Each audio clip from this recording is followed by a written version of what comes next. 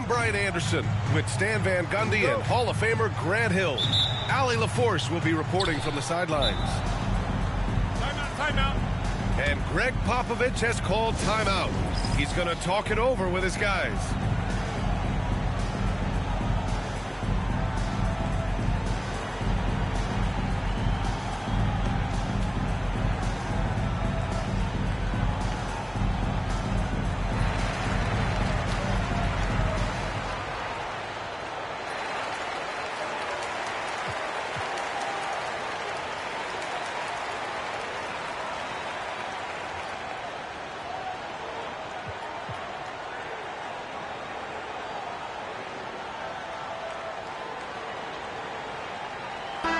Well, Grant, when you take a look at this matchup, both these teams feature an impressive backcourt. No question, B.A. And I get the sense that bragging rights are on the line here.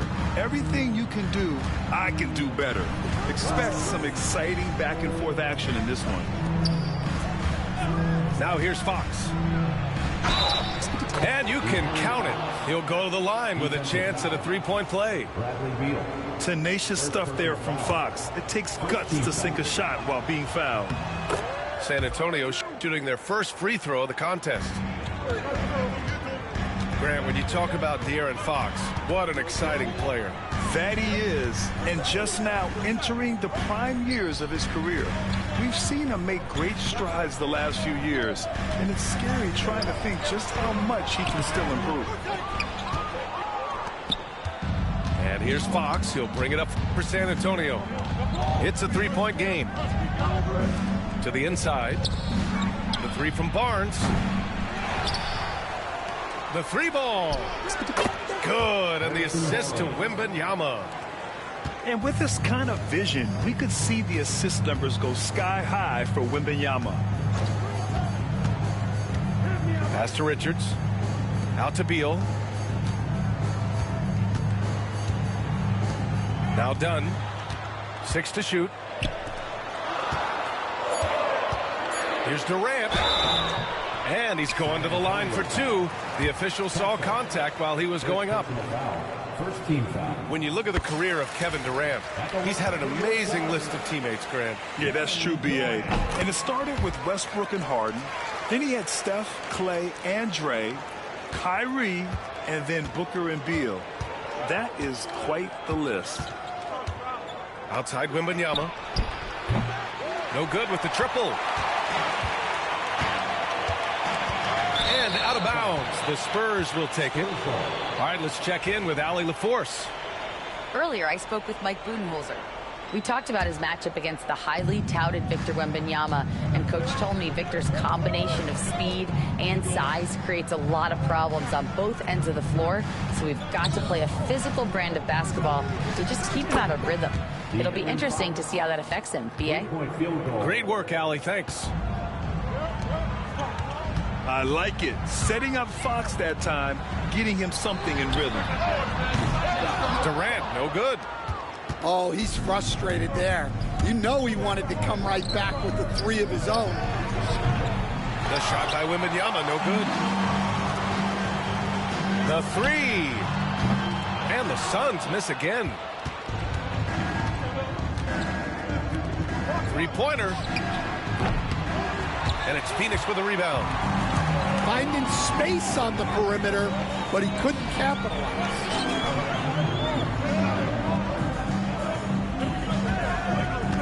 Now, if you're just tuning in, we've played about 2.5 minutes here in the first. Beal outside.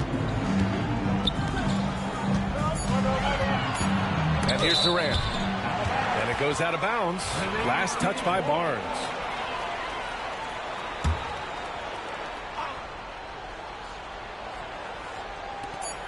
The Suns need to get off a shot. Richards' shot is off. Spurs lead by 7. Stan, one of the most impressive streaks in sports history. The San Antonio Spurs, one of the smallest markets in the NBA, making 22 consecutive playoffs. Yeah, and Brian, there's nothing that I respect more than consistent success year after year. I think it's harder than having that one great year.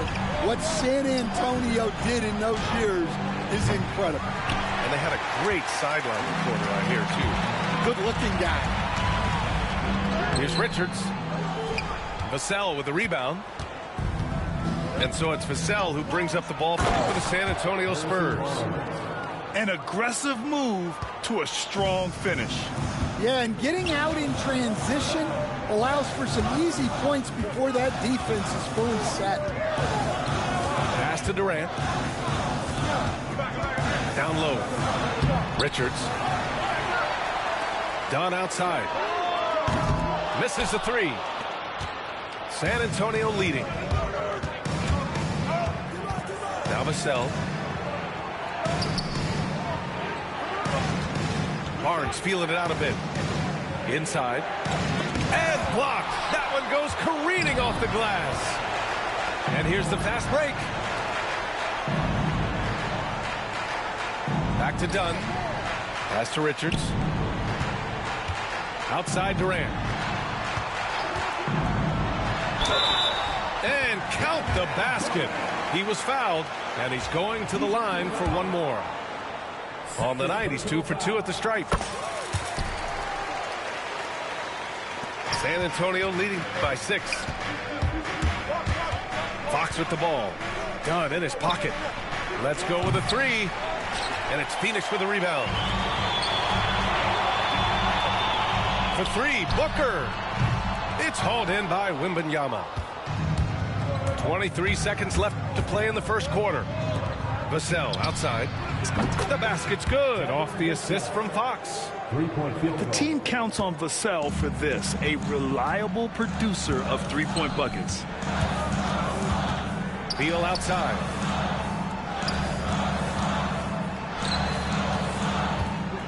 Outside Durant. Just 3 on the clock. And the layup is up and in. Durant's got 10. Yeah, so skilled offensively. Getting the ball in his hands is generally a good idea. And so the San Antonio Spurs closing out this quarter with a 7-point.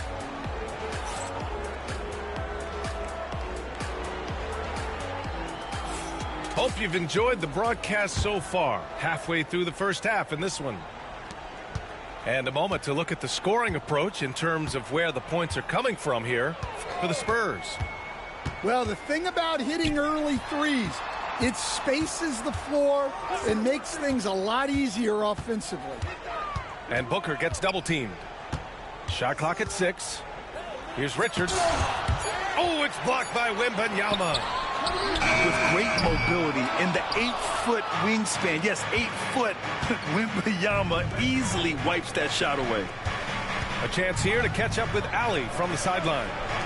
Bradley Beal is settling in as one of multiple stars in Phoenix. He said it's been an adjustment for sure. You go from being very ball dominant to now you share the dominance, and it's a sacrifice and also an adjustment of learning a totally different role. Ryan, he says it's a process, but one he embraces. Good point. Thanks, Allie. Here's Dunn. That's good. And so Durant with the assist. Dunn's gotten himself going with a triple. His first basket of the game. Oh, denied by Durant. And for all the attention his offense gets, never question Durant's ability at the defensive end. Dunn outside. Banked it in off the glass. Dunn's got 5 points now in the quarter. Well, Grant, with all the parity and competition in the league today, there's still those teams piling up losses. Yeah, B.A., and with teams like the Thunder excelling, it's almost like youth is no longer an excuse, but some rebuilds take longer than others. Outside Durant. Fires for 3. And again, it's Phoenix from deep. Exchanging buckets from downtown. That's been a staple of tonight's game. Yeah, sometimes you get in a shootout like this, but you just hope that you can get a stop first. Suns trail by 4. Beal with it. He's picked up by Vassell. There's the triple. It's hauled in by Wembanyama. Quarter two and just under 2.5 minutes gone by. Fox outside. The three from Barnes. Nails it from three. Barnes has got 8.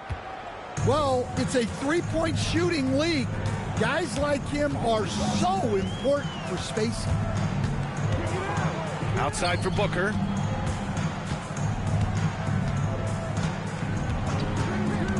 Back to Beal. Oh, it's blocked by Wembanyama. And Bradley Beal is going to pick up the foul. That's foul number 2 for him. First team foul. Spurs lead by 7. Pass to Castle. To the right side. Oh, the body control and balance from Wemby. There were questions about Wembanyama's strength coming into the league. No problem with the contact here. You know, Grant, you talk to scouts about Stephon Castle. They just feel like this guy's a winner. Well, certainly we saw that at Connecticut. Now, as a freshman, he was a key piece in their title run. He actually turned up his game in the tournament, and that's rare for any freshman. And what an aggressive move to the rim. He's really trying to fire up his teammates right now.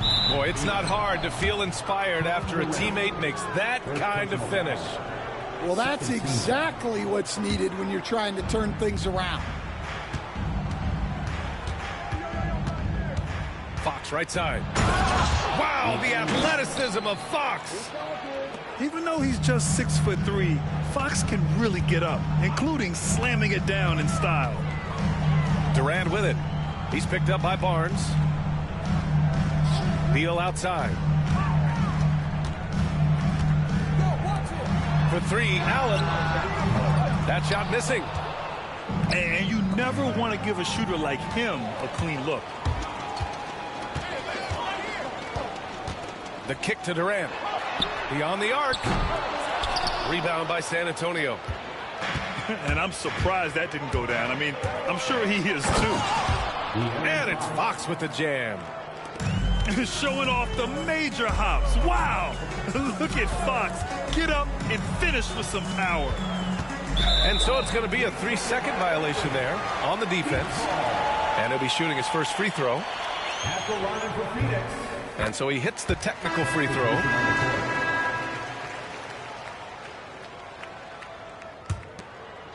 Here's Booker. Get there. Pass to Beal. Allen outside. 6 on the shot clock. And finished off by Bull. Unselfish basketball. That's what coaches love to see. Fox deciding where to go with it. Sohan outside. Out to the right wing. The 3 is up.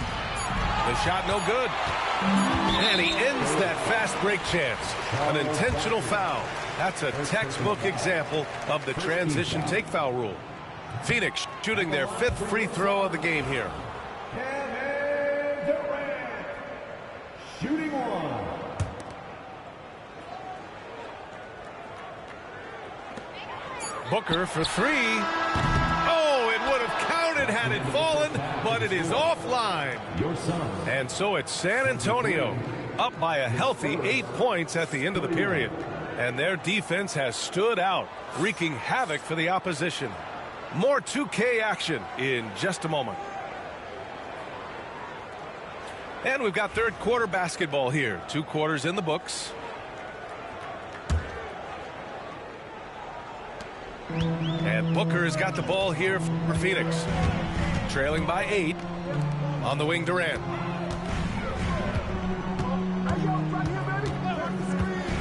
And it's Kevin Durant with the foul. That's foul number 2 for him. I love great defense. Just quick to establish his feet, and he takes the hit. San Antonio leading by 8. Pass to Castle. From outside the arc. Bradley Beal puts it in. And here are the Suns for the finish. And Booker with the jam. What a finish. Love to see that kind of explosiveness from Booker.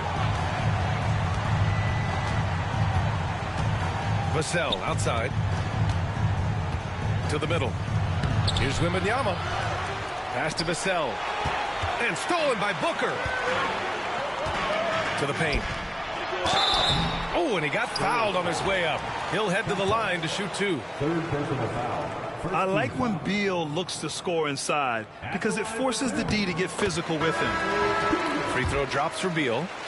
And growing up in California, Stan, when did you first fall in love with the game of basketball? Well, Brian, my dad coached for a long time, and I just remember going to his practices and going to his games. I can't remember a time where I didn't love the game. You know, he's so smooth on his catch-and-shoot jump shots, and Vassell has a natural rhythm on him, too. At the arc, KD drains it. Exchanging buckets from downtown. That's been a staple of tonight's game. Yeah, sometimes you get in a shootout like this, but you just hope that you can get a stop first. Pass to Castle. Vassell outside. And he can't answer back. The three-pointer offline. Suns trail by 4. All right, let's get a report from Allie. Well, guys, the Suns are going for it. All-star guard Devin Booker said everybody here is on the same page. We're in win-now mode. We want excellence. We know it's not going to be easy, but when you give up that much, we're trying to win this year and years to come. Brian, this front office has been aggressive. They are all in, Allie. Thank you. And Mike Budenholzer decides to call a timeout. I think right now he must be looking at some adjustments.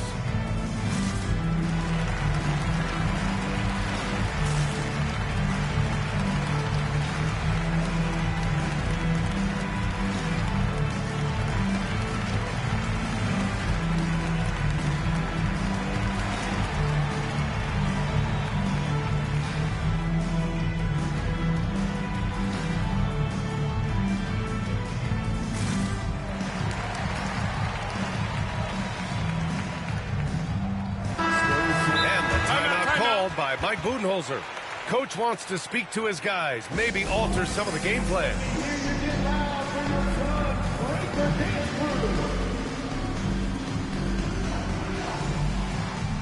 And Mike Budenholzer decides to call a timeout. He's going to gather the troops and talk it over.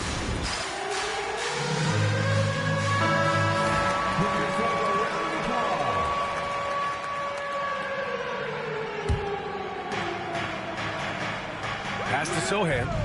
Powered down after the assist led him to the lane. Assist from A little raw skill-wise, but Sohan has that rare physical traits and a tremendous upside. Durant surveying the D. The rebound by Victor Wembanyama. And we've got a timeout called by Greg Popovich. He wants a few moments to regroup with his players.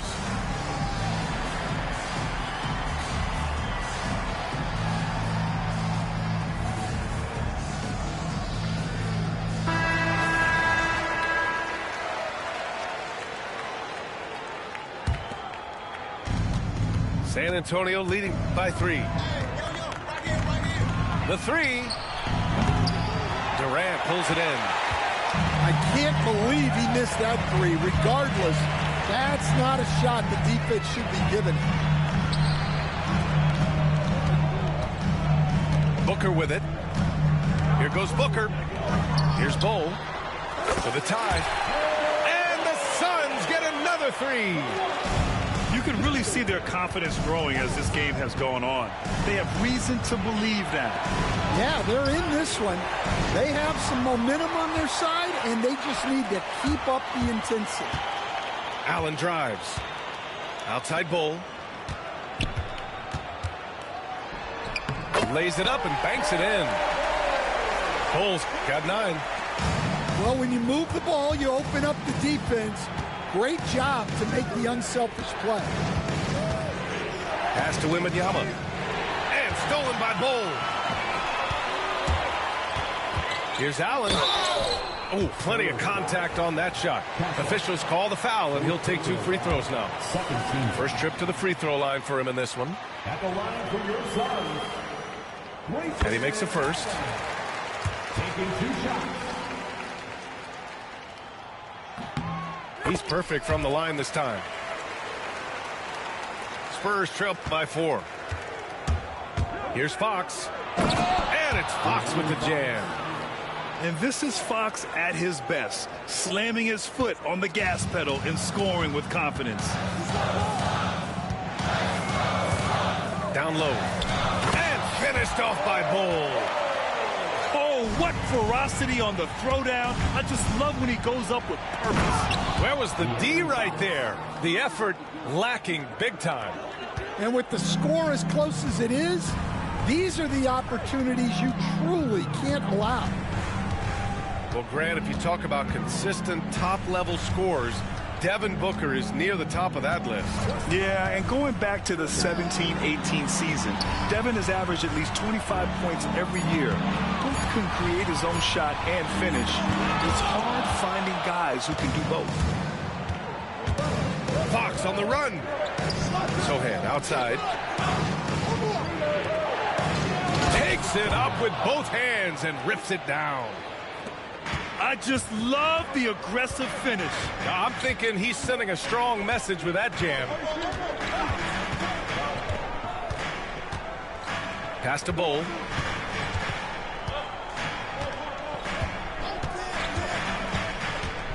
From the baseline. Here's Durant. Clock is at 3. Goes up on the baseline. And they force the shot clock violation. Great D. Sometimes the action speeds up on you a little too much. Two teammates not on the same wavelength there. And the timeout called by Mike Budenholzer. He wants to review the game plan. Ladies and gentlemen.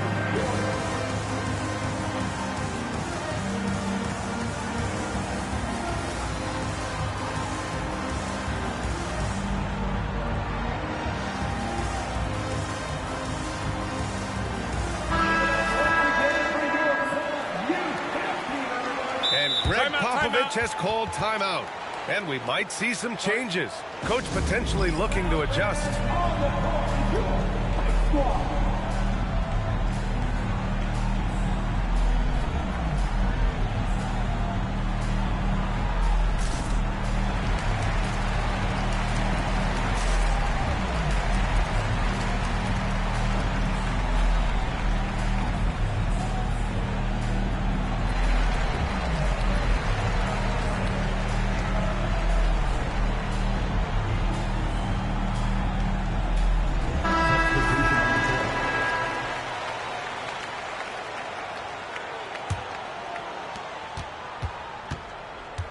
They are looking really strong offensively. Yeah, just terrific momentum. Let's see if they can keep it up. Nails it from beyond the arc. When Wembanyama goes up, he can be so quick. I mean, the rookie looking very assertive. Here's Dunn. No good again that time. That concludes the third quarter. It continues to be an exciting neck-and-neck game. It's the Spurs up by... The Spurs, 45. Well, this has been a great contest so far. I imagine the fourth quarter could have more action in store for us. San Antonio leading by 3. And so they foul intentionally. I mean, I'm just not sure what he was thinking right there. He needs to get his head in the game. Phoenix making a switch here. And the timeout called by Mike Budenholzer. He was quite emphatic, demanding the timeout, clearly wanting to address strategy with his team. And the Suns making a change here. And keeping us updated from the sideline, Allie LaForce. Over that last break, guys, I got a chance to hear what Mike Budenholzer said to the team. And he was adamant that they need to tighten up their D. That lack of communication at that end has led to breakdowns, wide open shooters, and easy buckets.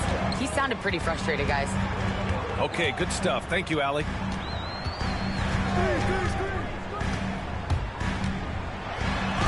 Ooh, against inside resistance. Booker still good. There's something that is great about Booker. He doesn't take all outside shots. I mean, Devin can score it inside, too. Drills it from deep.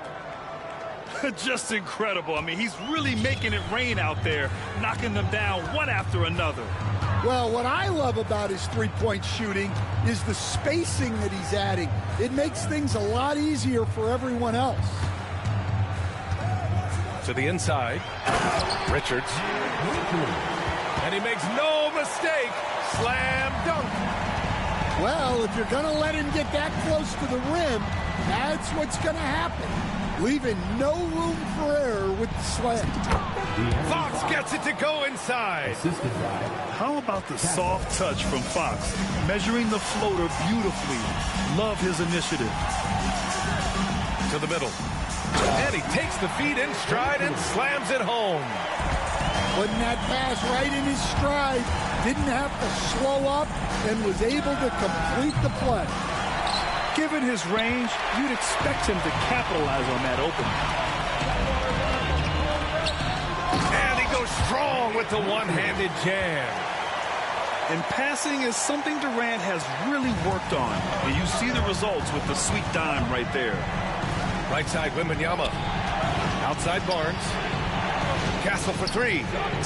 Counted from distance.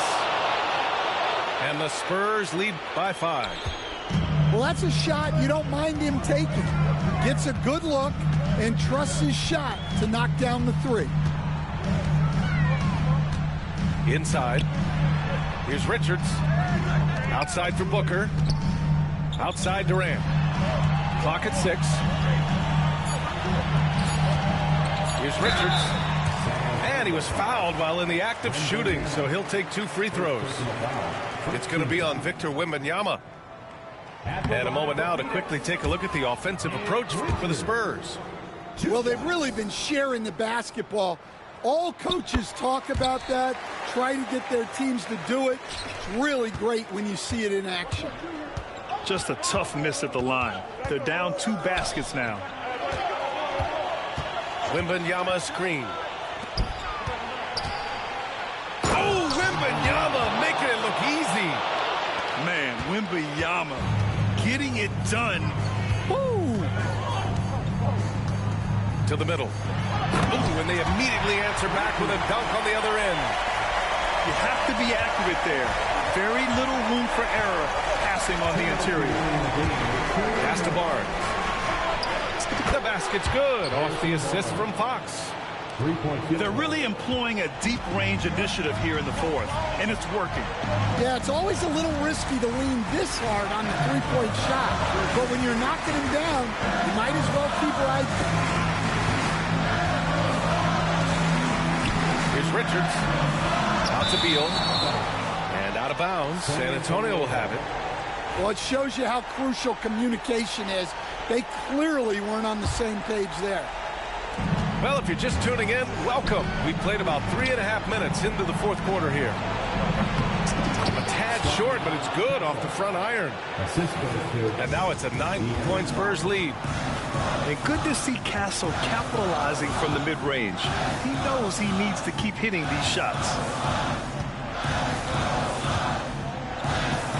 Now Richards. To the inside. Shot clock at 5. The offensive rebound. It's a defender doing just enough to cause a miss on the layup. The 3 from Barnes. And it's Phoenix with the rebound. Well, you can tell he thinks he should have had that one. Even harder on him when he's got a good look like that and it doesn't go down. Yeah, great awareness there from Booker. A selfless team-first player. The shot by Sohan, no good. And it's Phoenix's ball. 7-point differential. It's scooped up.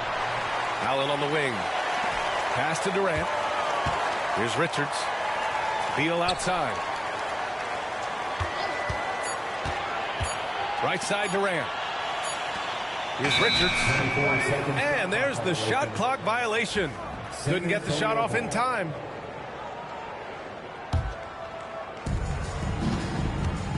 And Fox has got the ball here for San Antonio.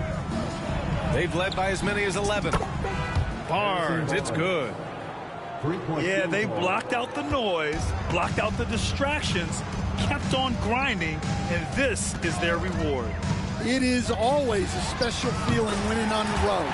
The degree of difficulty adding to that sense of accomplishment. The three from Barnes.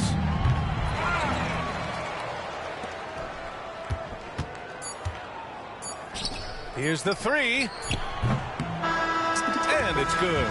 So we see the Spurs taking the W here. They have to feel good about this performance. It's one they can be proud of. Very true. I mean, when you're out on the road, the wins can feel a little sweeter. This one has to feel extra special. And that about wraps it up for Stan Van Gundy.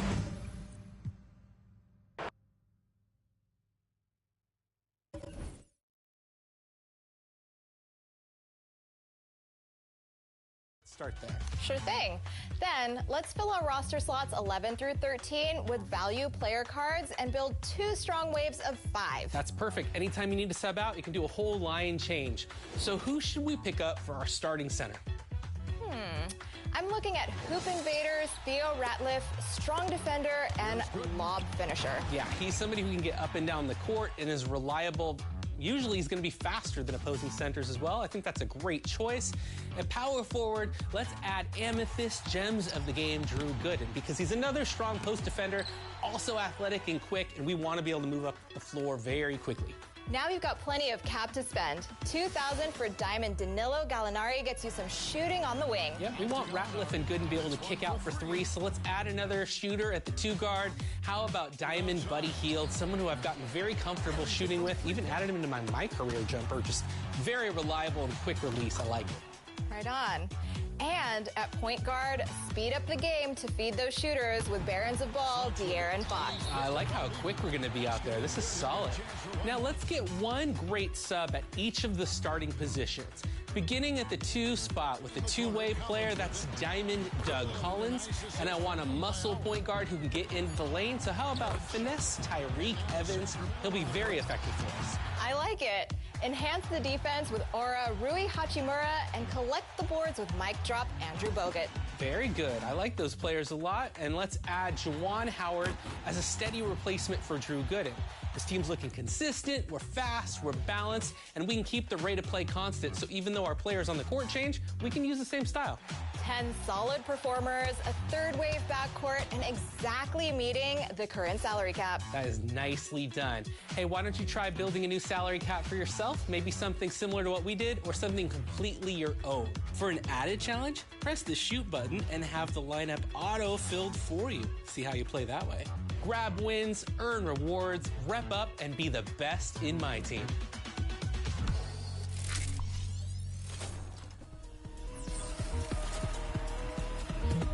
Remember, be sure to check back on June 13th to find out which play you voted as the top play of the year. We'll also announce the winners of our 2K TV Awards. And next week, we have more tips on builds, and we sit down with Scoot Henderson. Ooh, that's going to be a great interview. I can't wait. But until then, enjoy the game, box out your opponents, get those rebounds, and go get some wins.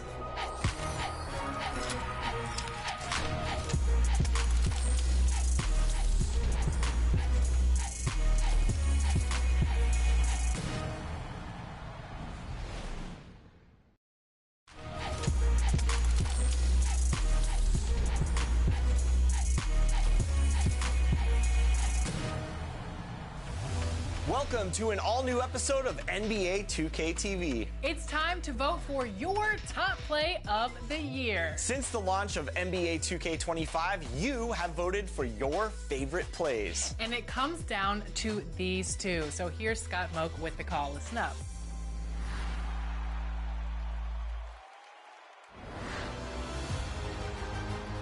It's time. 32 votes now bring us to 2 finalists for top play of the year. We will crown a champion and award 1 million VC, along with some amazing prizes. Bring on the final vote.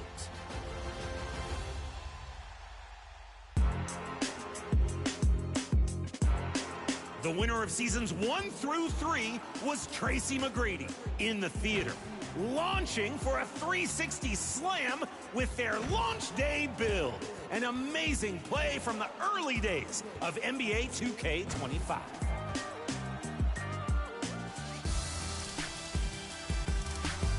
And the winner from seasons 4 through 6 was Greatness 1221 in the theater. After downing a defender, rises up and rotates. You can't stop the ball if it's spinning all around. 1 million VC is on the line. It's voting time. Is it a new favorite or maybe a play you've boosted through every vote? All year long, your submissions have been outstanding.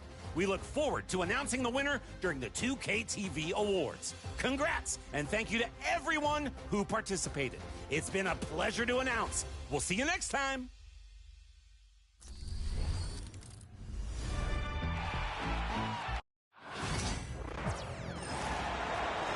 At power forward, at 6'9", number 20, John Collins.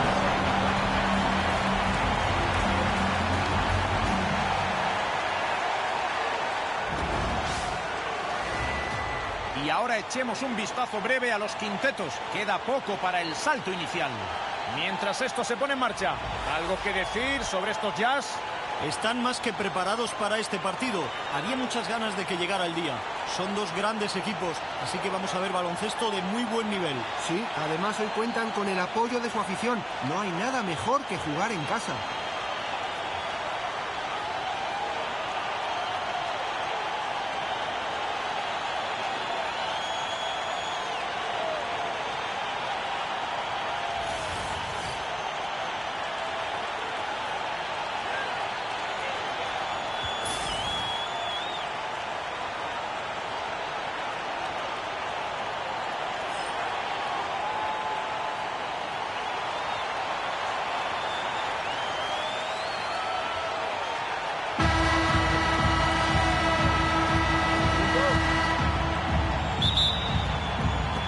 Y comienzan los Jazz con el balón. Aquí tenemos a Collier. Collins en el exterior. Collins, Sexton en la banda. 5 segundos de posesión. El tiro de Collier no es bueno. Williamson por la izquierda. Murray en el exterior. McCollum en la banda. Desde su casa. El rebote será de Collins. Los Jazz en ataque.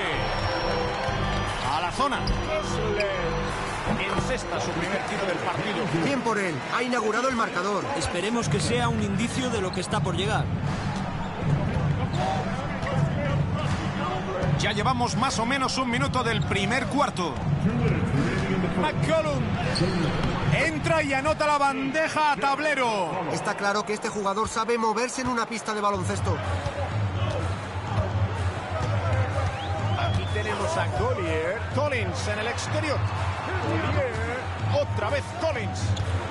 Por encima de Williamson. Fallo de Collins. El balón le llega a Murray. Misi por encima de Kessler. Mal tiro de Misi. A la banda izquierda. Collier. Y le han hecho una falta clara. Ha fallado el tiro y tendrá 2 tiros libres. Ha sido de McCollum. First team foul. After that for Utah, Collier, 2 shots.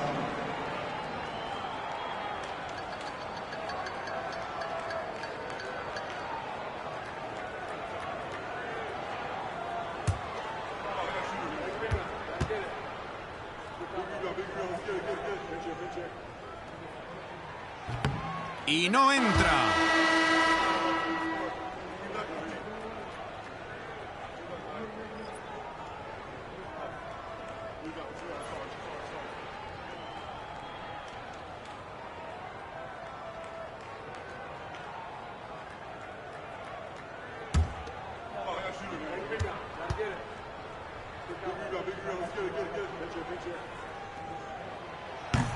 Y el segundo tiro libre entra. Y aquí está Williams.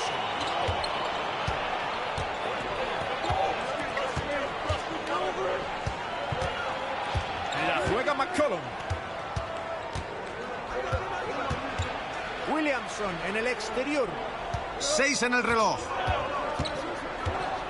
Adentro. Balón robado por Kessler. Aquí tenemos a Collier, defendido por McCollum. Y el tiro entra. Progresa Murray. El balón le llega a Missy. McCollum. Aquí tenemos a Missy. Murray en el perímetro. Rebote de Collier. Cuesta creer que no haya enchufado ese triple. No había ningún defensor cerca. Collins. Sexton en la banda.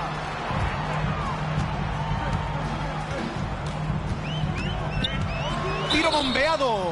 Pitan falta en el lanzamiento. Conceden 2 tiros libres por el contacto. Ha sido de McCollum. Es la primera vez que va a la línea. La temporada pasada anotó el 86% y siempre conservaba la calma en la línea, sin importar la situación. Desde luego, destacó en la línea de personal. En ese aspecto no podían pedirle mucho más.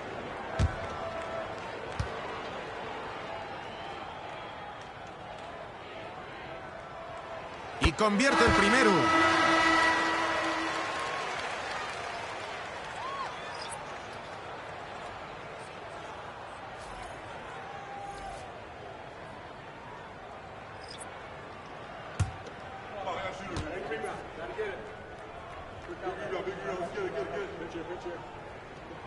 Y convierte los 2 desde la línea.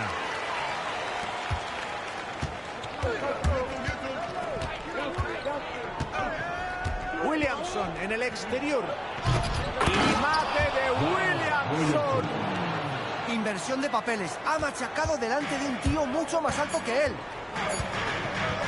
Triple de Clarkson. Ha tirado a tiempo, pero no entró. Termina el primer cuarto con un marcador muy apretado. Los Jazz por delante en el marcador. Van ganando por 3. Volvemos enseguida desde el Delta Center en 2K Sports.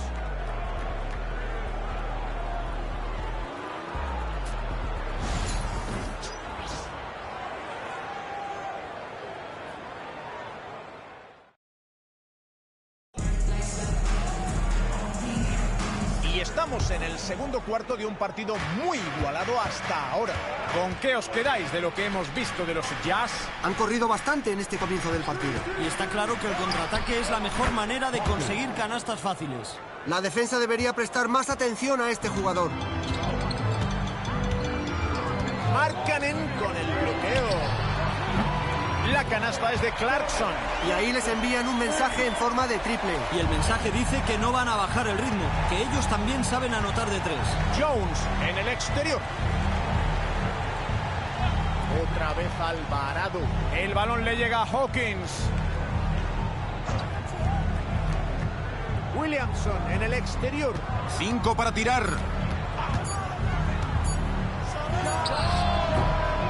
Rebote de Filipovsky.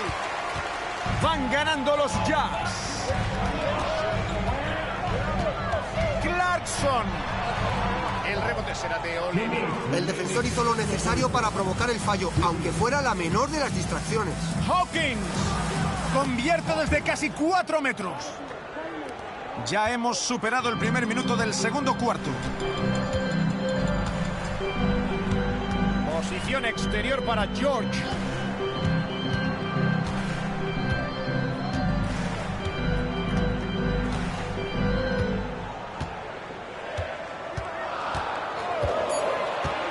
Tira desde fuera. Rebotea New Orleans. Hawkins en el exterior. Oliver. Tampoco convierte ahora. Empezará a jugar Utah. El balón le llega a George. Aquí tenemos a Filipovsky. Otra vez George.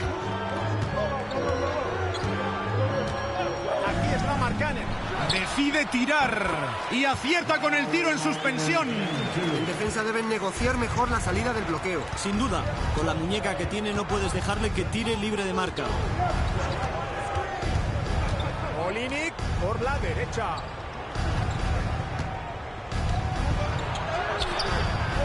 Rebote de Filipovski. Y Utah tiene la posesión. Un diferencial de 3 puntos. El balón le llega a George. A la zona. Clarkson. Posición exterior para George. La saca para Markkanen. Triple de Clarkson. El rebote será de Alvarado.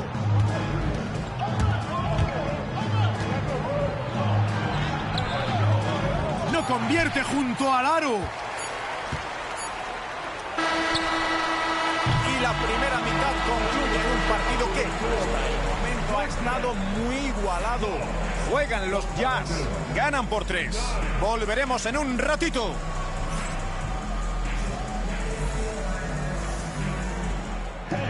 Please direct your attention to center court and get ready for the fan half-court shot. Drum roll, please. They're measuring up the shot.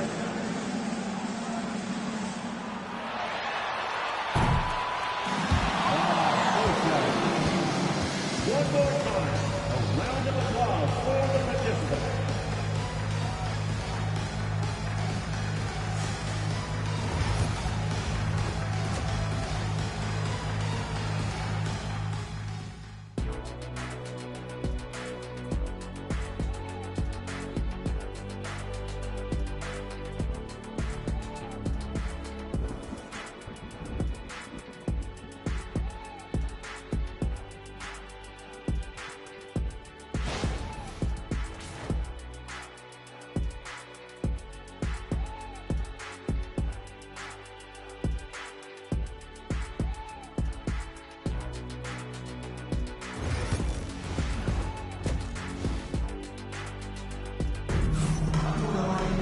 Estamos en la segunda mitad y quizá veamos un partido con emoción hasta el final, porque ha estado todo muy igualado hasta ahora.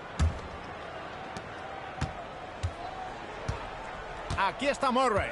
Aún está buscando sus primeros puntos del partido. McCollum. Y usa el tablero en la bandeja. Excelente visión de juego. Vio y pasó a su compañero desmarcado. Y aquí tenemos a Utah. Ganan por 1. El balón le llega a Collins. Collier.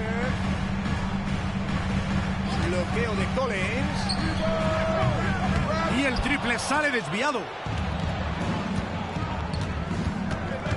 Williamson con el balón. Tiene al defensor en la cara.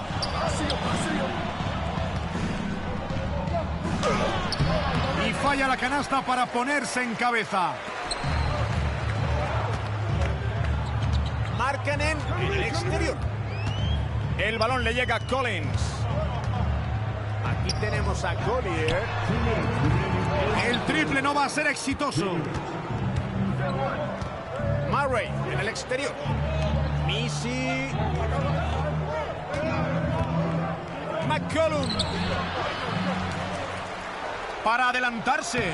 Y la deja en la canasta. Gran pase interior al poste bajo. El entrenador de Utah pide un tiempo muerto.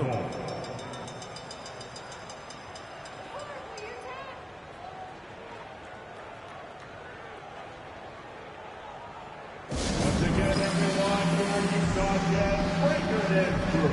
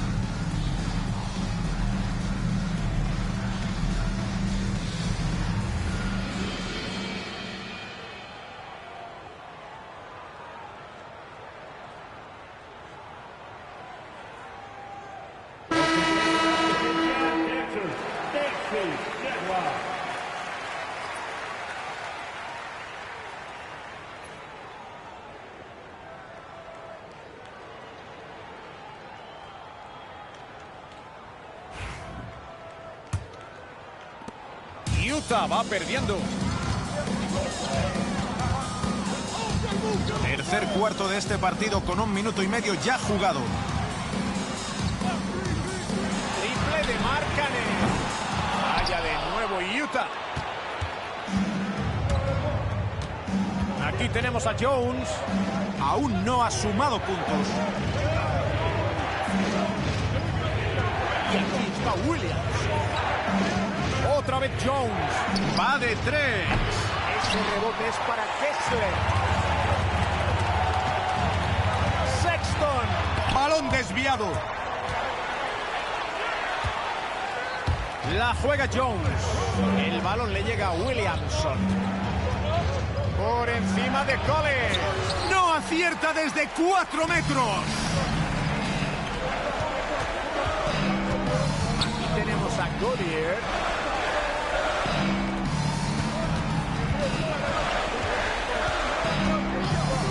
Intenta acabar con la mala racha. Sexton en la banda. Tira el triple. El tiro de Collier no es bueno. Manda New Orleans en el marcador. Jones en el exterior. McCollum se apoya con suavidad en el tablero. Ha visto algo de luz y se ha lanzado de cabeza. Al final, canasta fácil. Aquí tenemos a Collier. Le llega el balón a Kessler. No hay ningún claro dominador en este partido que termina su tercer cuarto. Los Pelicans mandan en el electrónico. Van 3 arriba. Y volveremos tras una breve pausa para dar comienzo al cuarto final de este encuentro.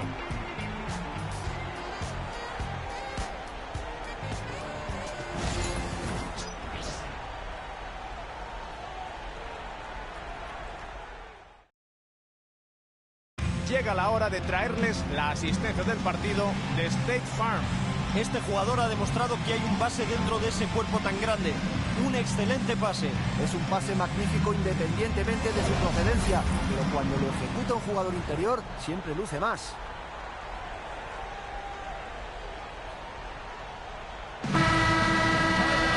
Dejamos 3 cuartos atrás y estamos deseando ver qué nos depara la acción del final del partido. Colocan un bloqueo. Sexton desde el perímetro. Mete el triple. Y el partido está empatado. Anota con tanta facilidad, es un gran activo a la hora de atacar. El balón le llega a McCollum. Ha intentado replicar con otro triple, pero no anota. Aquí tenemos a Collier. Sexton de 3. Utah con el triple de nuevo. No sé a quién le tocaba defenderle, pero seguro que se va a ganar una buena bronca del entrenador. Intentan encontrar el modo de anotar. Les está costando abrir la lata. Convierte la canasta. Ya ha anotado 5 tiros de campo. 5 de 8 en este partido. ¡Qué canasta tan increíble! La diferencia de altura parecía definitiva. El tapón se antojaba inevitable. No para este jugador, Jorge. No en este momento del partido. Atacó el aro con mucha decisión, sin importarle quién se encontrara en el camino. El entrenador de Utah pide un tiempo muerto.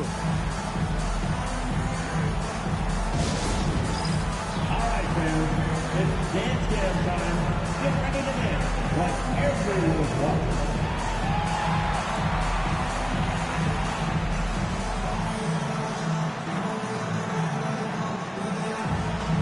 Not the best in dancing shoes at home.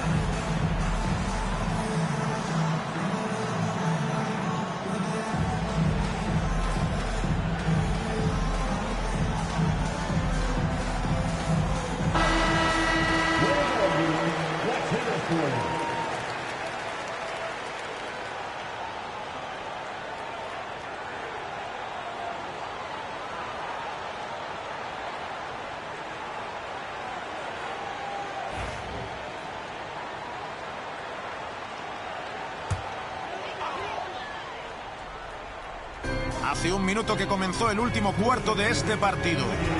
El balón le llega a Markkanen. La juega sexta. 2 puntos fáciles con la bandeja. Es justo lo que quería para esta posesión. Los Pelicans van perdiendo. Progresa Murray. McCollum en el exterior. Otra vez Murray. Le han hecho falta durante el lanzamiento. 2 tiros libres para él.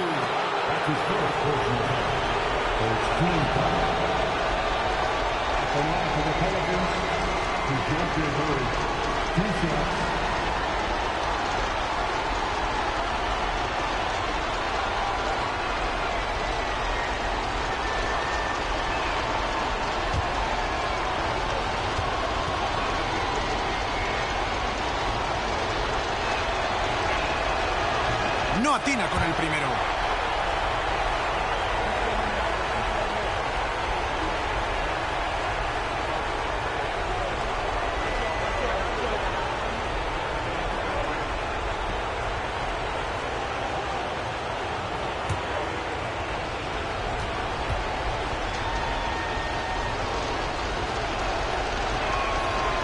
Y el segundo entra. Y con esto se ponen a 2 puntos. Resultado dispar con los tiros libres, pero si defienden bien esta jugada, todavía tendrán opciones. Le llega el balón a Kessler. Collins. Anota la bomba de 3. Vaya tela, en este último cuarto están acercadísimos desde la línea de 3 puntos. Sí, han anotado muchos puntos desde el perímetro. Murray por la izquierda.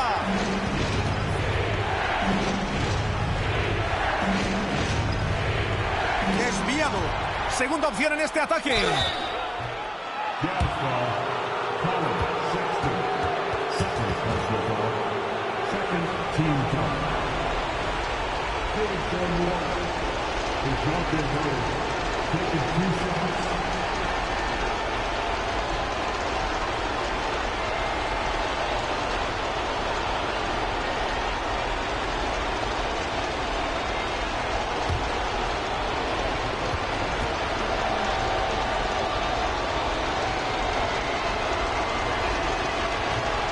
El primero es bueno y se han puesto solo a 4 puntos.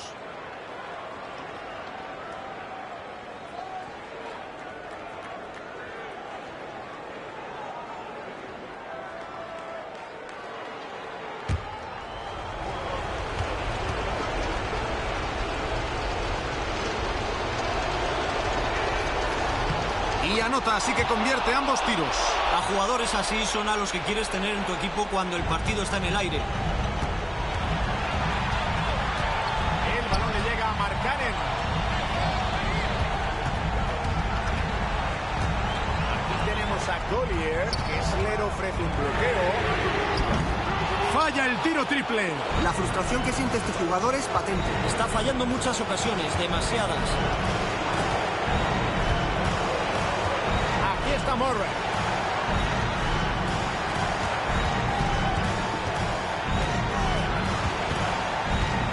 En el reloj de posesión.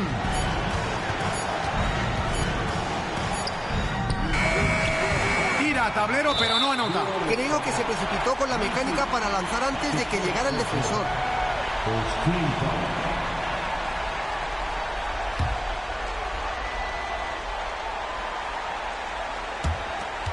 Ha sido falta intencionada. Buena falta. Hay que recordar que también luchan contra el reloj. Ahora el tiempo es el factor más importante. Estaba obligado a cometer esa falta.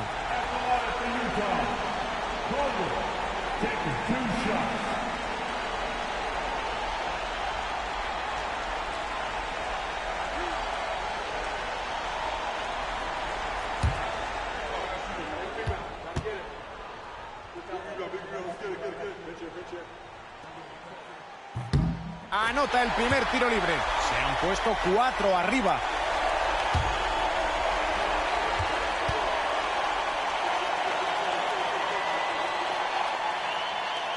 encesta ambos. La diferencia es de 5 puntos. Bueno, ha cumplido desde la línea de tiros libres y ahora están 2 posesiones por delante. Tiempo muerto, lo ha pedido Willy Green. Si este tiempo muerto le sirve para conseguir una canasta rápida, el partido no se habrá acabado. Pero no controlan su destino. Si los rivales anotan sus tiros libres, perderán de todas maneras.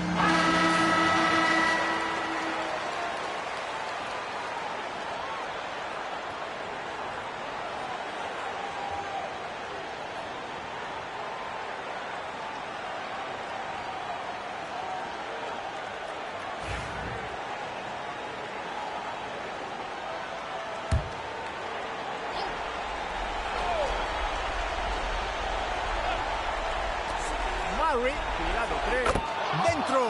Y les ha puesto a solo 2 puntos. Un tiro demasiado abierto. No fallará muchos de esos. Los defensores deben presionarle cuando salga del bloqueo. Es así de simple.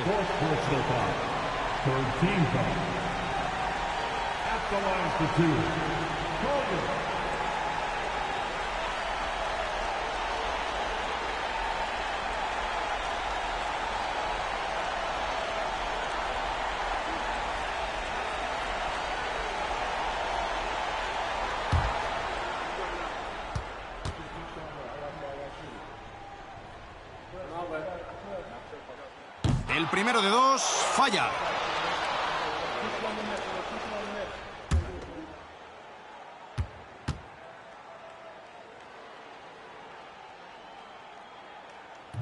Y convierte el segundo. La ventaja es de 3 puntos. Tiempo muerto en la cancha, lo han solicitado los Pelicans. Todavía queda bastante tiempo, así que no están obligados a apostar por un triple si consiguen una opción clara en la zona. No sé, yo creo que deberían intentar un triple para empatar el partido.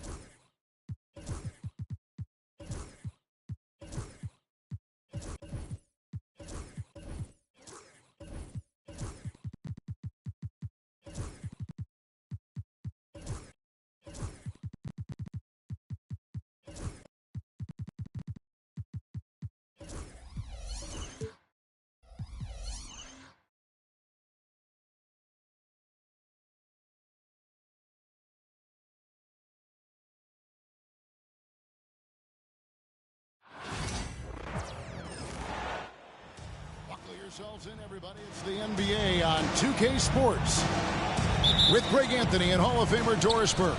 This is Kevin Harlan, and we're pleased to have on the sidelines tonight David Aldridge. It's stolen by Brown, and a fast break now for the Celtics. How easy does that pull-up jumper look by Jaylen Brown? So tough. You know, Doris, few teams have tried to invite Brown to be a shooter. He's punished them each and every time. And he's had to put in the work, Kevin, to make himself a legit perimeter threat. And listen, the defense has to make choices. Athletically, this is one of the most gifted players in the league. If you're going to concede anything to Jaylen, it'd probably be the three-point shot. And so Joe Mazzulla calls for the timeout. And coach has decided they need a moment to talk things over.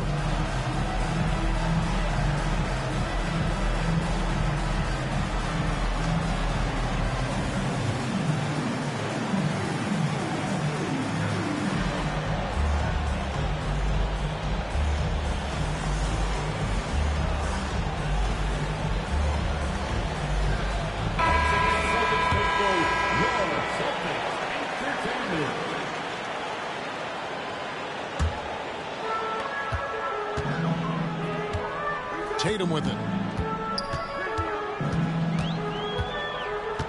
Brown outside. And he slams it down right on top of Chet Holmgren.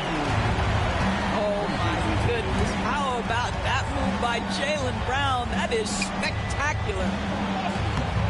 Bank shot. No good. We've seen a quick start here for the Celtics. It's a 5-point game.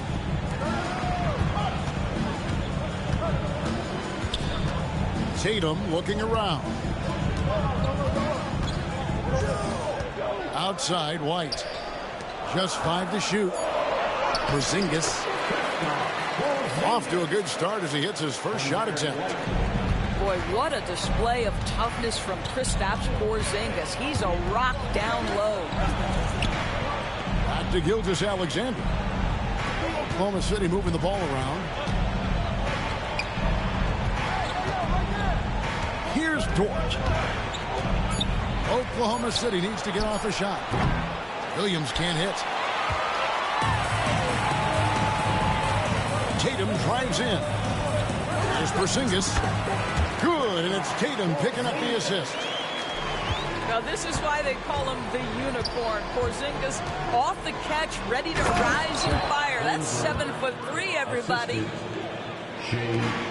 First make of the day should finally give them a little confidence. It's usually interesting. After a bit of a struggle, does the first bucket get you into a little rhythm now? Nice there, getting the reverse. Love that. And the fans got a little bit of a show there. Guys, that one definitely had a little something extra on it. Now, here's Holmgren. And the dunk by Holmgren. And given that Holmgren is 7 feet tall, he's a threat to throw it down at any time. Screen by Porzingis.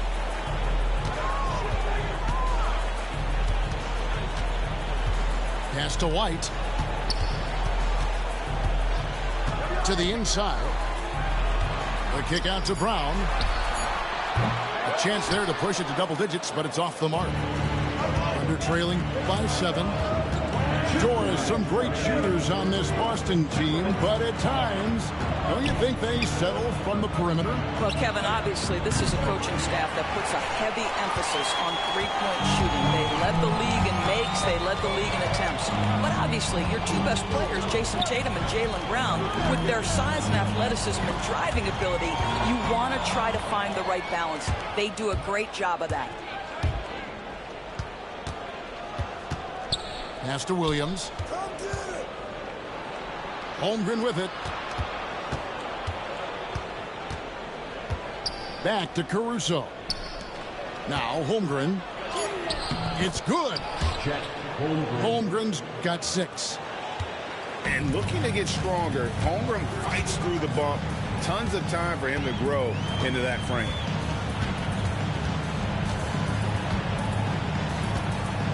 Now here is Holiday. And that's a foul called on Shai Gilgeous-Alexander. That is his first foul of the game. First team foul. Pass to Brown. Clock at 6. Now here's Tatum. Defended by Dort. It's safe to say Jason Tatum is a bona fide superstar. He certainly is, Kevin, and really been a big-time star from the time he was 23 years old. Lots of pressure on this young player, but Jason's not only embraced it, he's thrived under it. Pass to Caruso.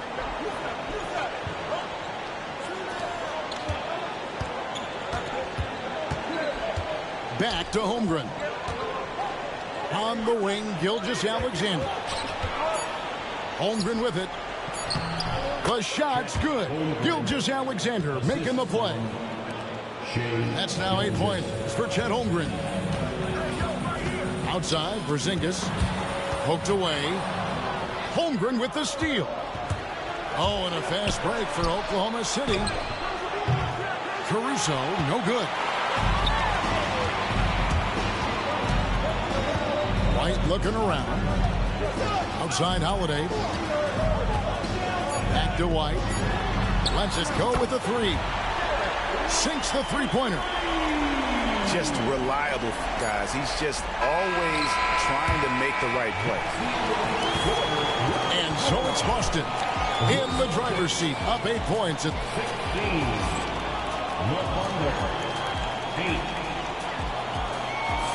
And hope you've enjoyed the broadcast so far. Halfway through the first half in this one. And guys, let's get your take on the scoring breakdown for the Celtics. How about the ball movement so far? I mean, the unselfishness, everyone here just playing for one another, and that can be infectious. And while we've got a moment, let's send it over to our terrific reporter, David Aldridge. David? Kevin, Lou Dort makes his bones at the defensive end. Shai Gilgeous-Alexander says, I always try to test myself against him in practice because he's the best of the best. And Coach Mark Daigneault said, I look at him more like he's an artist. We can shift him anywhere. There's no one he can't guard. Kevin? David, he is a beast. Wow, thank you for the report. Now, Caruso. Following the Porzingis miss from deep. Williams can't get it to go. Well, that's a blown defensive coverage, but it doesn't matter. He cannot answer the bell. Out to Porzingis. Tatum wide open. He fires one. Trains the three-pointer. Tatum's got the lead up to 11 now for the Celtics. Well, the ascension of Jalen Williams, Doris, has been swift and very fun to watch. Oh, absolutely, Kevin. He became very quickly in his second season a number 2 option and, frankly, borderline 1A option. And it's not just his offensive game, Kevin. This guy has become a stout defender. He's got the perfect NBA frame, and he fits in personality-wise. Now, Gilgeous-Alexander following Drew Holiday's three-point attempt. Williams with the ball. He's picked up by White. Boy, 9 times out of 10, that's going in. I'm sure he surprised himself with the miss. Back to Tatum. 2 free throws coming up, and they call the shooting foul. That one on Gilgeous-Alexander.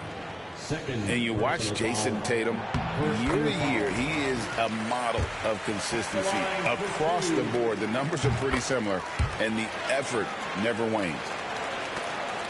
And when Porzingis goes to work inside, Doris, there are not a lot of answers for his size. We know, Kevin, obviously, that post-ups become less and less a part of the game, but still an important one opportunistically. And you talk about efficiency in the post, that is Kristaps Porzingis.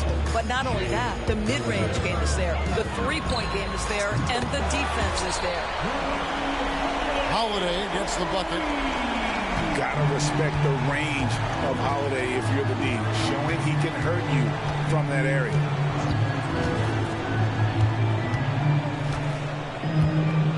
Gilgeous-Alexander surveying the D. And Gilgeous-Alexander throws it down. You can see the ball handling ability of Shai Gilgeous-Alexander. Moves with precision, creates opportunities in pick and roll action. That's nice. Great instincts from him to get a hand on that pass and tip it out. And offensively, a little bit of a careless toss. You could have used a better angle on that pass. Unwilling to let up even for a moment. That's his killer instinct, just fanning the flame. One thing I enjoy is watching players who don't pay attention to the score. You lock in on the moment and play the right way. Pass to Caruso. Taken away by Holiday. White, wide open. He fires. They get a hand on it. Tatum. And 3 chances on that possession, but they just couldn't find a way to score. Williams with the ball, and Holiday picks him up defensively. Well, if you don't take care of the ball, fellas, that's what can happen. Absolutely, Greg. That makes the turnover even more painful. At the end of the day, though, it's 2 points. Don't hang your heads. Let's get refocused and play with more patience. And Mark Daigneault calls timeout. He's ready to talk things through with the team.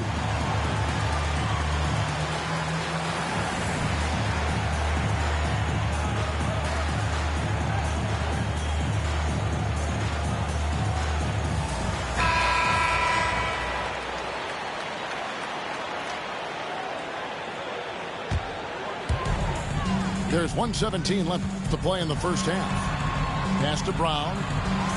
And the dunk by Porzingis. Well, 7'3" doesn't need much of a vertical. Easy finish for KP.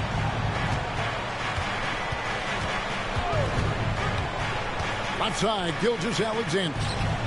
Here's Holmgren. Nice fake, but the layup off the mark. Here's Porzingis. Lays it up off the glass. Porzingis has got 7 points here in this quarter. Kristaps Porzingis with that release point and that size, difficult to check in the painted area. Caruso up top.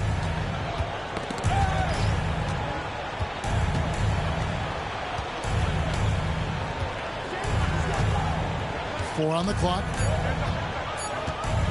Pass to Dort.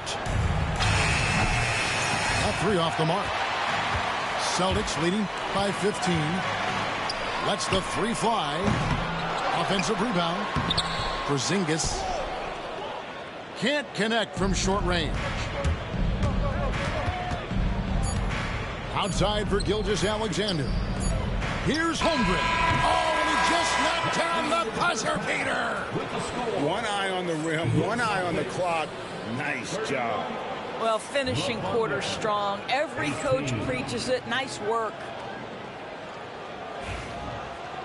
And there wasn't too much drama in the first half, but maybe things will tighten up here in the second.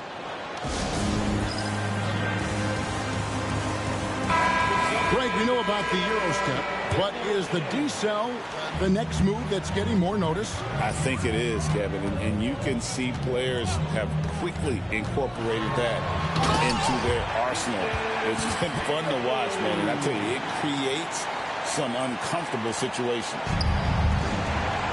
We know this is an offensive-minded player. Jason Tatum loves running pick-and-roll action.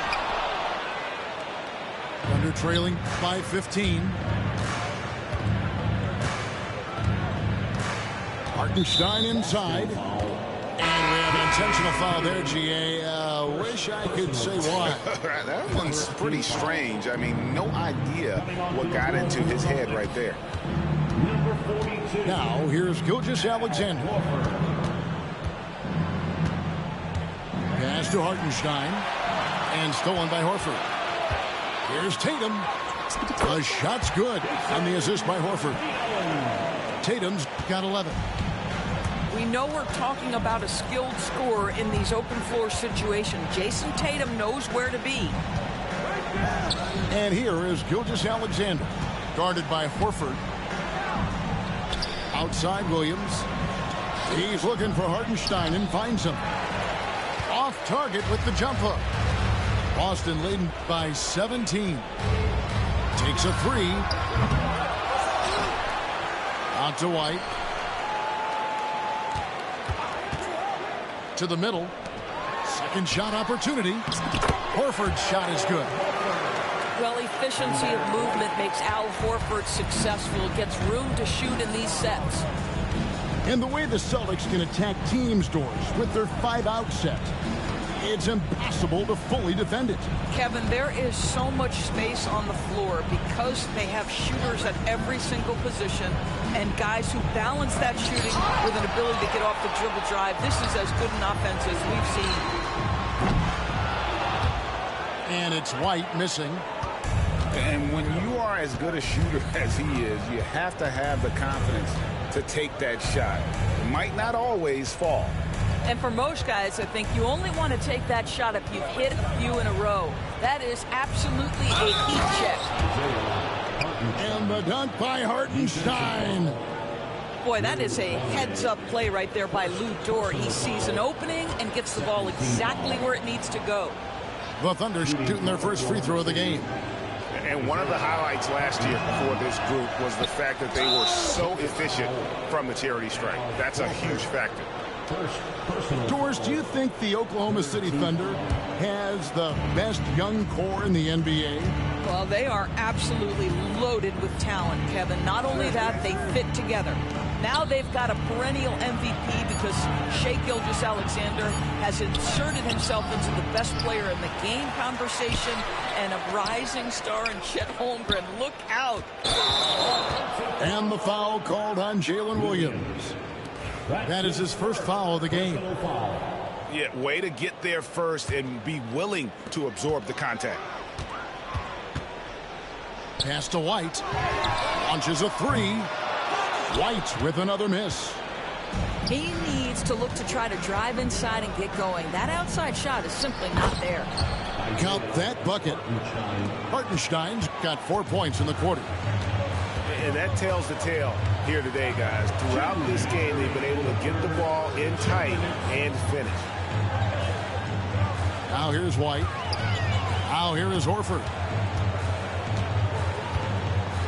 Shot clock at 5. Puts the move on. And it's good off the back rim and in. White's got 5. Thunder trailing by 17. The kick out to Williams. To the paint. Here's Hartenstein. And it's sent back by Horford. Well, this guy is a consistent shot blocking threat. Out Horford twice on the pipes. Let's check in with our reporter, David Aldridge. Hey, Kevin, the Thunder are young, but they figured out how to win. Defensive ace Lou Dort talked about their chemistry. He said nobody cries about shot selection or anything like that. We know what each player can do. We just really want to see the team win and succeed. Kevin, you see them in their play. Don't you, David? Every single game, pulling in the right direction. All the officials are all over that. The first one falls. GA, these Boston Celtics are unquestionably a top-tier offensive unit. Stupendous shooting, excellent instincts with the ball. Yeah, they are a model offense in many ways, making it tough for many teams to keep up with it. Thunder trailing by 19.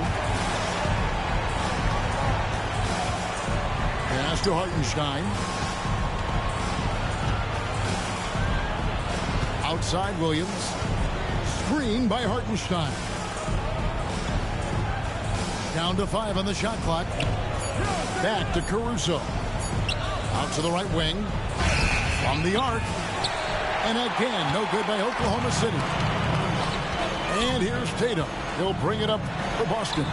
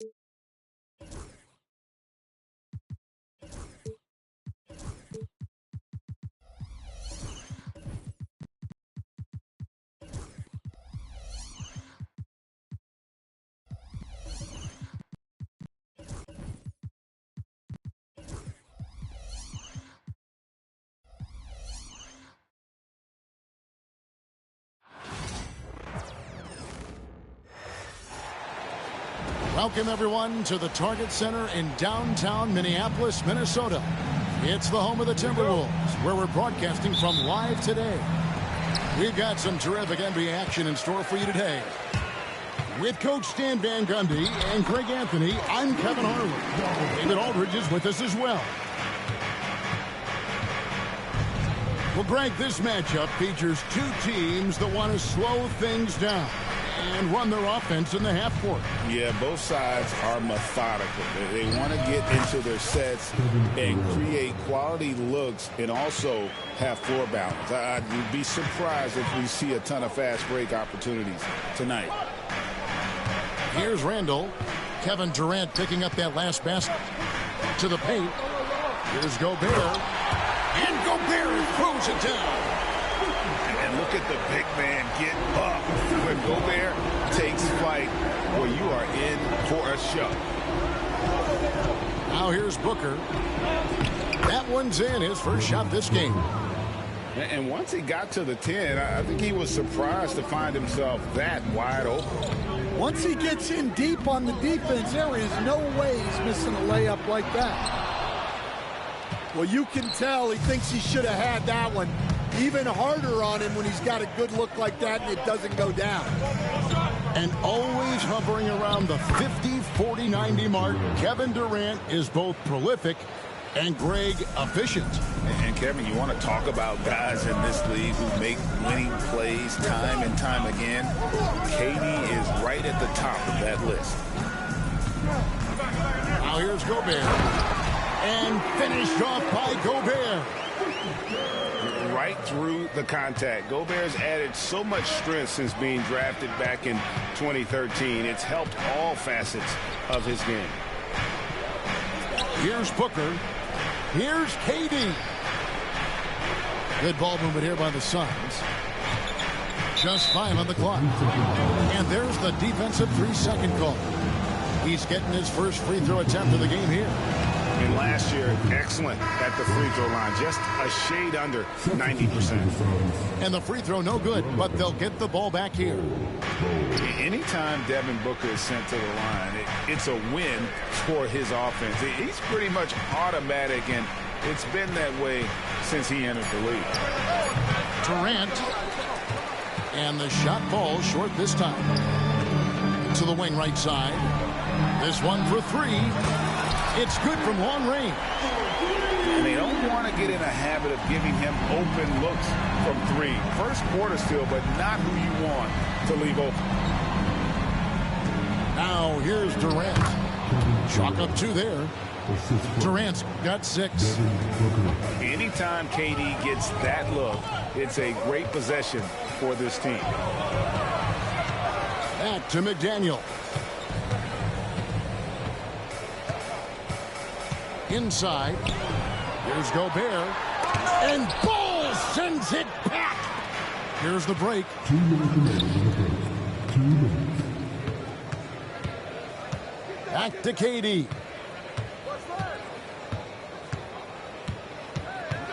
A minute 50 left to play in the first quarter. Booker in the corner. KD a screen. Shoots over DiVincenzo. No good from Booker. And with this core of the Suns, you know, Greg, you never know who is going to initiate the offense for them. And that can cause problems at times, Kevin. Can run you into issues keeping the ball moving. Turnovers can be their Achilles heel as well. Well, the defense can't lose track of him. He's just too talented offensively. And now the latest from our reporter, David Alder. Hey, Kevin, despite suffering a first-round sweep in last season's playoffs, the Suns' front brass remains confident that they were mere inches from where they needed to be to compete for a title, emphasizing that chemistry is built over time and through the fire. Hope is, with another year to coalesce, this team will be ready for a deeper run. Well, they've got the names. They've got a big coach now coming in. All right, D.A., thank you. Pass to Edwards.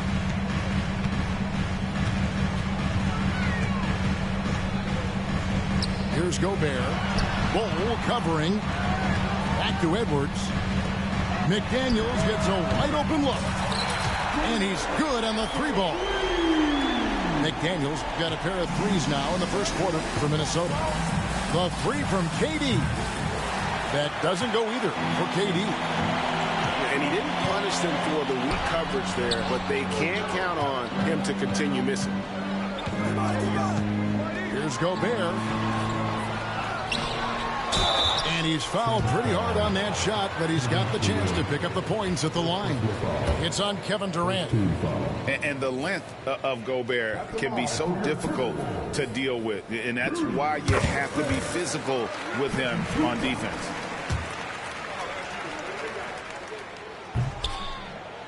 And Gobert drops them both. And Gobert knows his role on this team.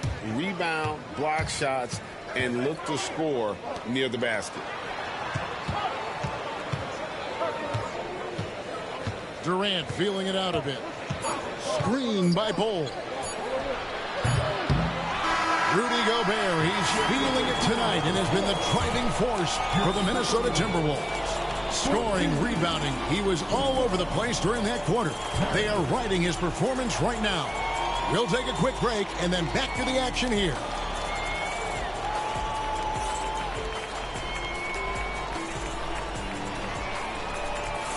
And hope you've enjoyed the broadcast so far. Halfway through the first half in this one.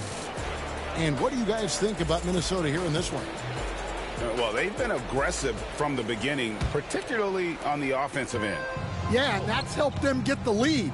But we'll have to see if they can sustain this offensive output. There's some defense for you. For someone who's as good at shooting the three ball as he is, you need a defender who's equally good at guarding against him. Now here's Edwards. Nothing on the board. And Reed has it in the corner. Shooting foul as the whistle blows. He'll shoot 2 free throws. Bradley Beal picks one up. Yeah, good job to take it right at the first trip to the free throw line for him in this one. Hey, Coach, what about Naz Reid after going undrafted back in 2019? He is really showing him, isn't he? Well, Kevin, what a story. Uncommon skill level for a player of his size. He can shoot the ball. He can handle the ball. He's got a lot in his arsenal. Now here's Durant. Anthony Edwards unable to get his last shot to go in. Fouled in the act of shooting. Gets the bucket anyway, so a 3-point play chance for him. Greg, every year injuries are a huge factor in shaping the title race. And I'm guessing that teams should probably put more of a premium on durability. What do you think? Well, Kevin, I think all GMs take that into account. A team wants to be confident it'll have a stable roster over the course of a long season. Now, here's DiVincenzo. The Timberwolves need to get a shot off here. And stolen by Bull. Outside, KD. Screen by Allen. No good from Durant. Minnesota in the lead. One-on-one fast break. And we're a little over a minute and a half into the second quarter of action. Here's DiVincenzo. And here is KD. 11. That is a great finish! Oh, my. Oh, Kevin Durant. Unreal. Now, here's DiVincenzo. To the inside. And Randall throws it down. Oh, an aggressive move and fantastic finish. Trying to send a message with that slam, I think. Booker out of a cannon. And foul on the shot, so he'll get a chance at the line. GA, when we think about Devin Booker's scoring ability, he always has been ahead of the curve. The youngest player ever to score 70 in a game, amongst the youngest to get to 10,000 points. Booker is on a historic scoring pace. Now here's Edwards. Still scoreless. Pass to Reed. Edwards inside. And he drops in the layup off the glass. Well, Edwards is such a strong player. Skilled at absorbing contact and still finishing. Durant. And then Durant with the jam. And how about that? What a sensational finish. Hey, you got to be able to get some hang time to do that one. And now it's Allen running. He can go all the way. Edwards inside. And Randall throws it down. Not enough defense there. Allowing Randall to get that close is a recipe for disaster. Durant in the corner. You know, Greg, when you look at the Timberwolves' history, the first round had been a problem for them. But not last year, as they swept the Phoenix Suns. And you got to look at it as being a tremendous success, right? Because going into the season, I don't know that anyone thought they would have made it to the conference finals. But, boy, that young group gelled well together, and the sky's the limit for the future. Now here's Reed. Edwards inside. Beal with the steal. Jumps up. Straight to the bucket. Durant. And with those sound defensive instincts, Beal is able to disrupt the opponent's offensive game plan. To the left side wing. Randall right side. Picked by Randall. DiVincenzo with it. Guarded now by Durant. Reed misses. And so it's KD with it. He brings up the ball for Phoenix. Oh, the silky smooth three from KD. And Durant, so dangerous as a scorer. He can shoot it from deep, also beat you off the dribble there. He just stops and pops. And the basket by Edwards. Both teams running perimeter-oriented plays that are working. Well, you know it's become a three-point shooting league. Teams shooting a steady diet from outside. Excellent footwork there. Booker so tricky on the drive. You can't predict what he's going to do. 6 seconds separating the shot and game clocks. Back to DiVincenzo. Down low. Here's McDaniels. Rebound by the Suns. Outside, KD. Shoots over DiVincenzo. What a play! Simply trains it in at the buzzer. One eye on the rim, one eye on the clock. Nice job. Well, it's good to have a player on the floor with that kind of awareness. He recognized the situation. And so it's the Phoenix Suns with their lead standing at 6 points here at the end of the quarter. They're shooting the ball so well in this one. A great performance from the field. We'll get you back to the action after this break. And after a fairly even first couple of quarters, the second half could turn out to be a great one as both teams try to gain an edge. Now here's Durant. They lead by 6, their biggest margin. Well, the analytics don't like it, but if the defense is giving it up, I like that shot selection despite the miss. Here's Reed. Fires the three. The rebound by Richards. Finding space on the perimeter, but he couldn't capitalize. Booker looking around. Allen outside.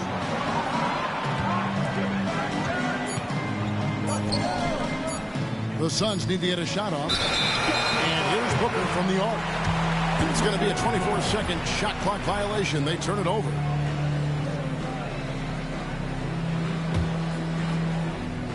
Here's Alexander Walker. And he drives in. Out of bounds. Phoenix will take possession.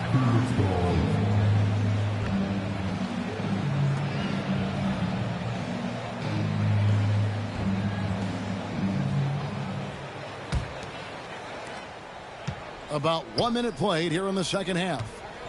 Greg in the process to bring in all their stars. The Suns don't have a lot of ways to add players in the near future. Yeah, they don't control their draft picks for the next few years. That was part of the price for Beal and Durant. They'll have to be very shrewd to add rotation pieces to help them win. So it's the Timberwolves now. The Suns getting the bucket. 6 to shoot. Randall outside. And here's Edwards from the arc. Great D that time from Beal. Definitely a situation you want to make sure you don't give him too good of a look. Timberwolves trail by 8. Right side, Edwards. Outside for Randall. Another miss by Minnesota. They could stretch the lead to double digits. I mean, which would obviously put them in a very comfortable position. KD's shot is off. And here are the Timberwolves. Nothing yet for them in the third quarter. Pass to McDaniels.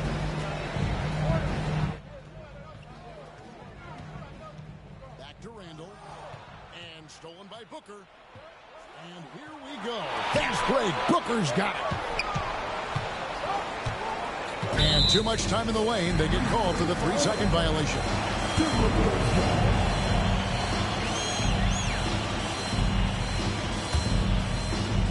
Not quite 2.5 minutes played here in the second half. Edwards looking it over.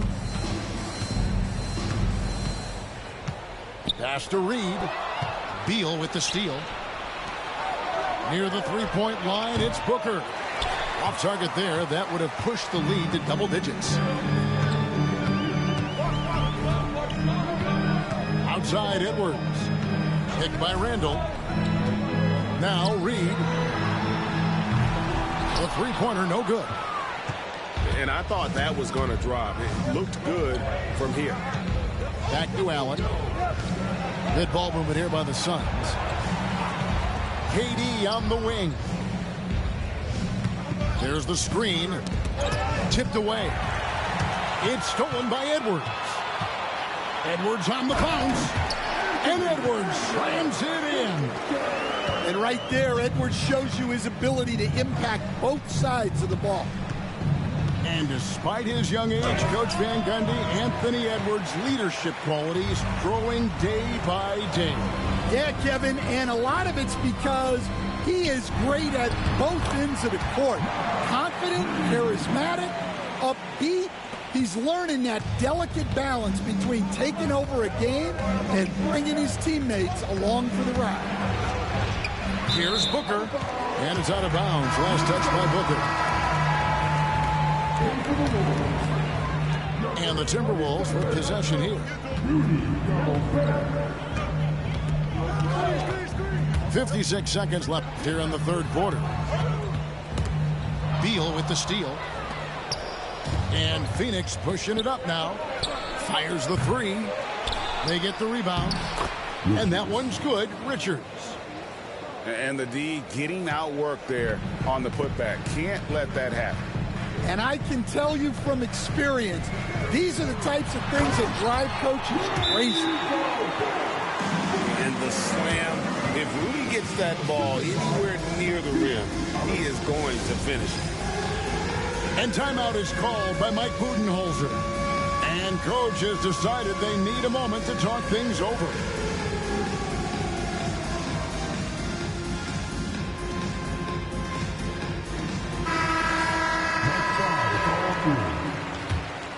Here's Booker.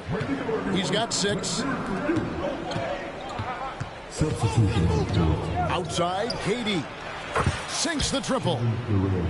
KD's got 5 points now in the quarter. Nothing to see here, folks. Just another tremendous scoring night from Durant. Minnesota again turning it over.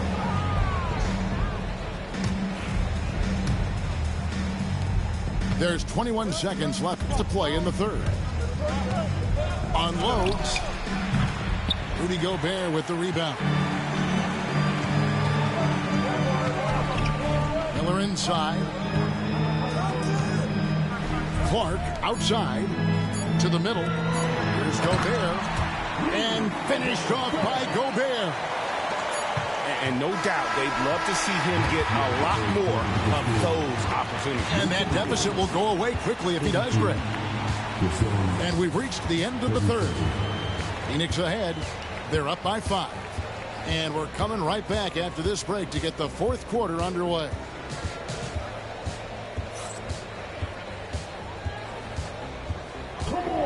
Well, this has been a great contest so far, and I imagine the fourth quarter could have even more action in store for us.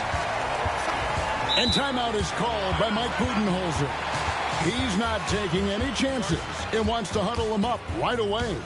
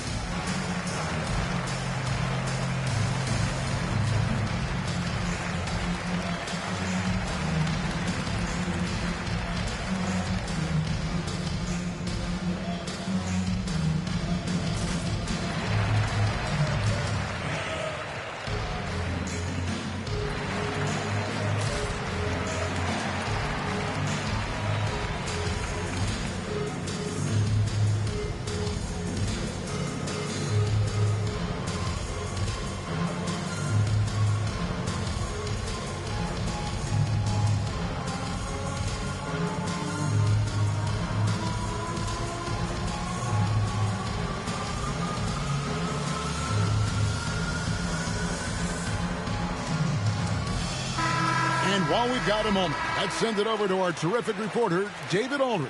David? Hey, guys, I was able to listen to what Mike Budenholzer told his team during that timeout. Now, he said, come on, can anybody make a three? We have to be better from deep. Implore his team to find the shooters, get them open with movement and kicks. See if it works, guys. Thank you, David. Well, I'd say any play with Edwards on the finishing end has a good chance of succeeding. Haiti, so efficient in there. And you don't want to allow too many of those short ones with the game right now in the balance. Now, McDaniels. Down low. And slam dunk by Gobert. And man, Gobert is on a tear right now. Keep going to the hot hand. Fires from 14. And he gets the friendly spin, and that one drops. Durant's got 4 points in the quarter. And likes the view from there. He's a strong mid-range shooter. Yeah, and once you see that advantage from the sideline, you just want to yell at him to shoot the ball. You can hear him sputtering all the way over here. He knows he should have knocked that one down. Oh, the rangy athleticism of KD on display, stretching it out to throw that one down. To the inside. Randall. Nice pass. Right into the rack perfectly for the layup. And that's right in his wheelhouse, looking to make an impact when it counts. Well, you know this is when they lean on him, and he delivers with a much-needed score. Edwards inside. Goes up and lays it nice and easy. Well, look, it's tough to keep Edwards out of the lane and tough to stop him once he's in there. Pass to Bull. And let's get your take, guys, on the scoring breakdown for the Suns. Well, you've got to like that they're not settling. They're attacking the defense on the drive and creating great looks. And so Bull nails both of them. And stolen by Booker. KD on the wing.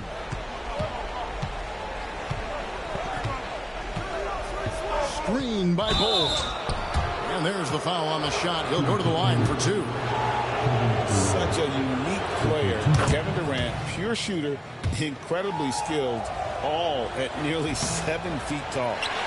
And it's been an outstanding game for them at the free throw line, not missing their chances when they get them. And crucially, he did enough there to make it a two-possession game. First team foul. Free throw good, Edwards. Well, we know Edwards has an outstanding skill set, but what makes him truly special is his competitive will and ability to handle high-pressure moments. We expect nothing less. He's generally been very good at the line. And it's Durant missing. Timberwolves trail by 3. Pass to DiVincenzo. And stolen by Booker. Durant driving the lane. And then Durant with the jam. But when you need a bucket, he's your guy. Reed with it.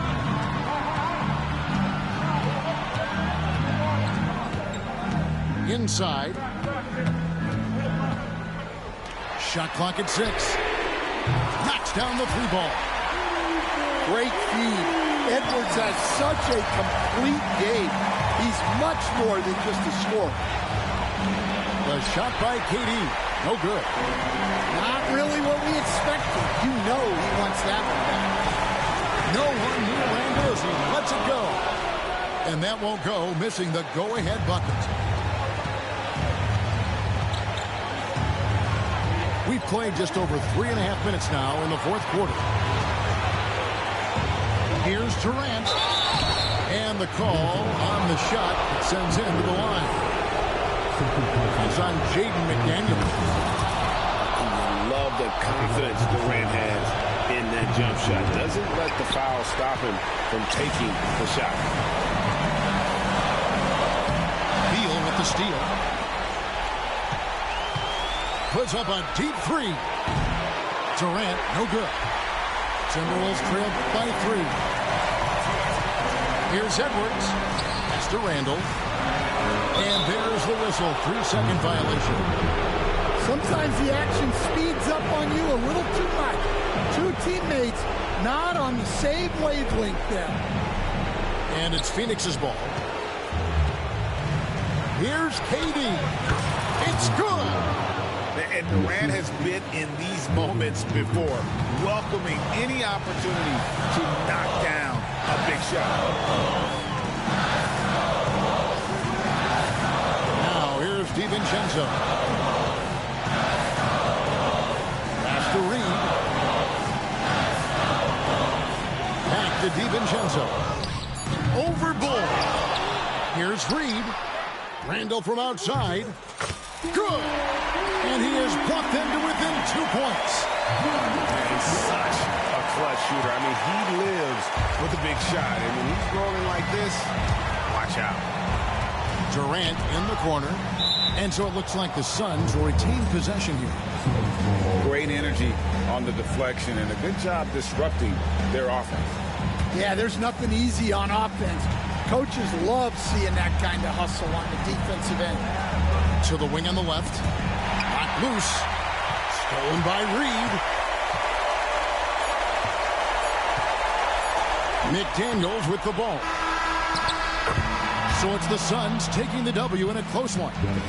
This win, such a tremendous emotional boost for them. Really an accomplishment and crazy finish to take a road game like this and simply deflate an entire building. And that's going to do it tonight, folks, for our broadcast. So for Stan Van...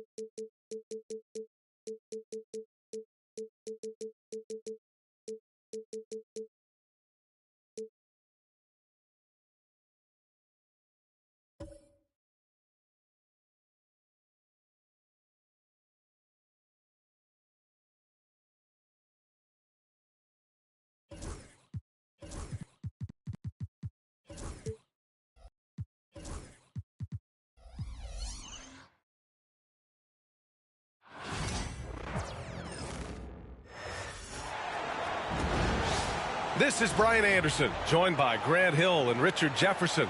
Allie LaForce will be our reporter from the sideline. Here we go. And it's going to be the Spurs off the tip. Now here's Fox. Barnes a screen to the inside. Oh, and a vicious dunk by Barnes. Great read that time from Fox, dropping a dime out of that two-man game. RJ, with Harrison Barnes on the roster, a team can count on durability and reliability. Oh, and don't forget about the veteran leadership he brings to the table. You can't underestimate how important it is to have a champion and a veteran like that in your locker room. 2 on the clock. Durant. Good D by Wembanyama. Fantastic defense, giving full effort. To the wing, right side. Pass to Castle.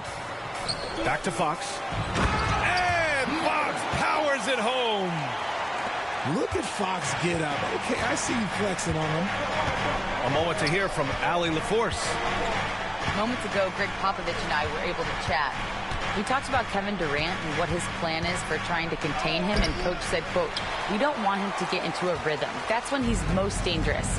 I told our guys to get up in his airspace and make him feel the pressure. An aggressive approach, but certainly a wise one when it comes to a player like KD. Guys, back to you. And Allie, thanks. mean, it seems like you could throw it up to Wembanyama on every offensive possession, and he'll slam it home. Pass to Dunn. Back to Richards. It's stolen by Wembanyama. Vassell with it.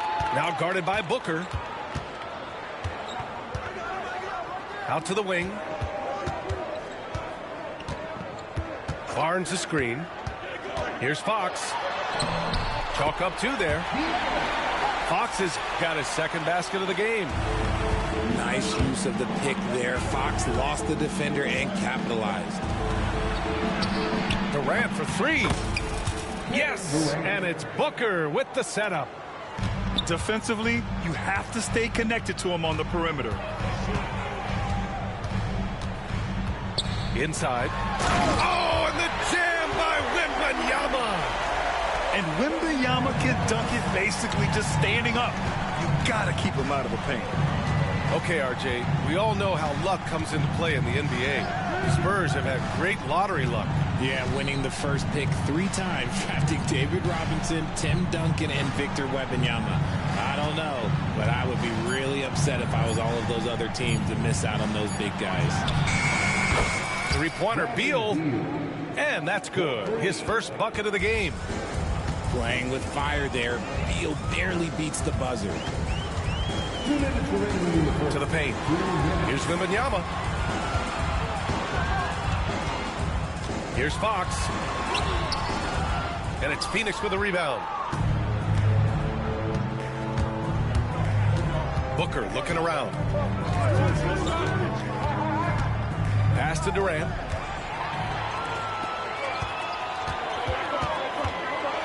.136 left to play in the first. Fox, that's good. The defense comes at Fox hard, but he's ready for it. He knows how to stay agile and nimble inside. Out to Beal.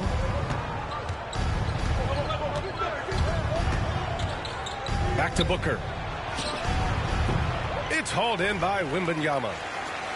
Now, I understand that that shot didn't go down, but they will take that look every trip down the floor.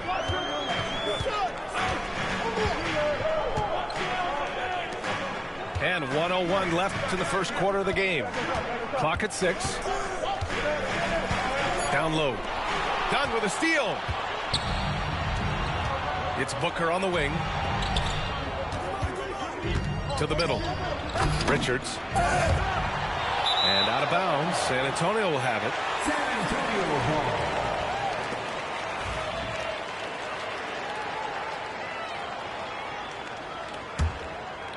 San Antonio leading by 6. Now Fox. He's got 6.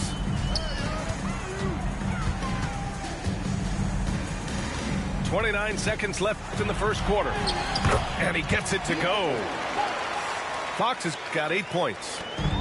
He is a rare one who's more comfortable inside. Fox, look, his game is about attacking, getting in close, not necessarily making a ton of threes. Now here's Booker. Still no points. On the wing, Durant. Shot clock at 5. Back to Booker. And that comes off the assist by Durant. Sometimes it's simple. Put the ball in the hands of your scorers and let them do what they do best. And so it's De'Aaron Fox making highlights for San Antonio.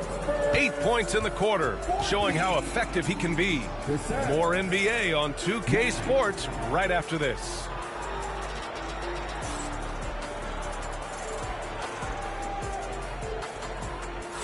If you're just joining us, we played through 1 quarter in this one. All right, well, a look at how the points have been generated so far. A scoring breakdown for San Antonio.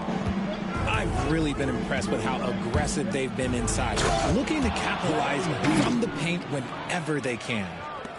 And one move ahead of the defense, a solid pick. And then the monster dunk to complete the play. Well done. Well, great chemistry on display. He understood where to put the screen in order to free up his teammate.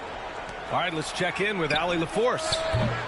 Victor Wembanyama is looking to make the Spurs a contender. He said, my hunger is bigger than ever to win and compete. I think it's so much better, and this is what I'm trying to do every game, every week, and every month. There's no need to be frustrated. Timeout. I keep my long-term goals in mind. Passion and patience. Good stuff, Allie. Thank you. And the timeout called by Mike Budenholzer. He'll take the opportunity to regroup.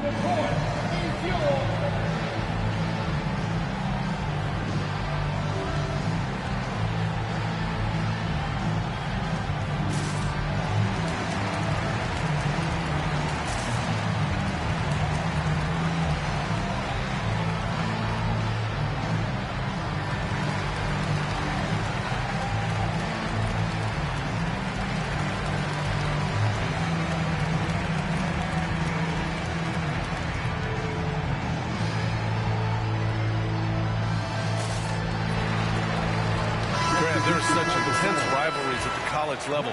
Do any of those carry over to the NBA? Oh, BA, they sure do. I was part of some serious college rivalries. There was a lot of trash talk with the guys on the other side. It didn't stop that much after we got to the NBA. Back to Wembanyama. What's the move on? Bol grabs the board. That's the shot you hope for, right at the rim. Just couldn't capitalize. Right side Booker. To the paint. Oh, misses the dunk. San Antonio leading by 3. Just over a minute gone here in the second quarter. Wembanyama. And so he draws the foul, headed to the line to shoot a pair. And Richard, we talked about Victor Wembanyama, 7'4". Skilled. Did you ever think we'd see a player like him? Maybe in about 20 years, but we're seeing more and more hybrids. He is just an outlier that we have never seen before. The tallest player in the league and one of the most skilled. Stolen by Wembanyama. Now the Spurs moving it up the floor. Barnes feeling it out a bit. Outside Wembanyama. Back to Barnes. Oh, and a vicious dunk by Barnes. The feel for the game Wembanyama has is just fantastic. I mean, he reads the movement of the defense and his teammates just so well. Screen by Durant. Pass to Bol.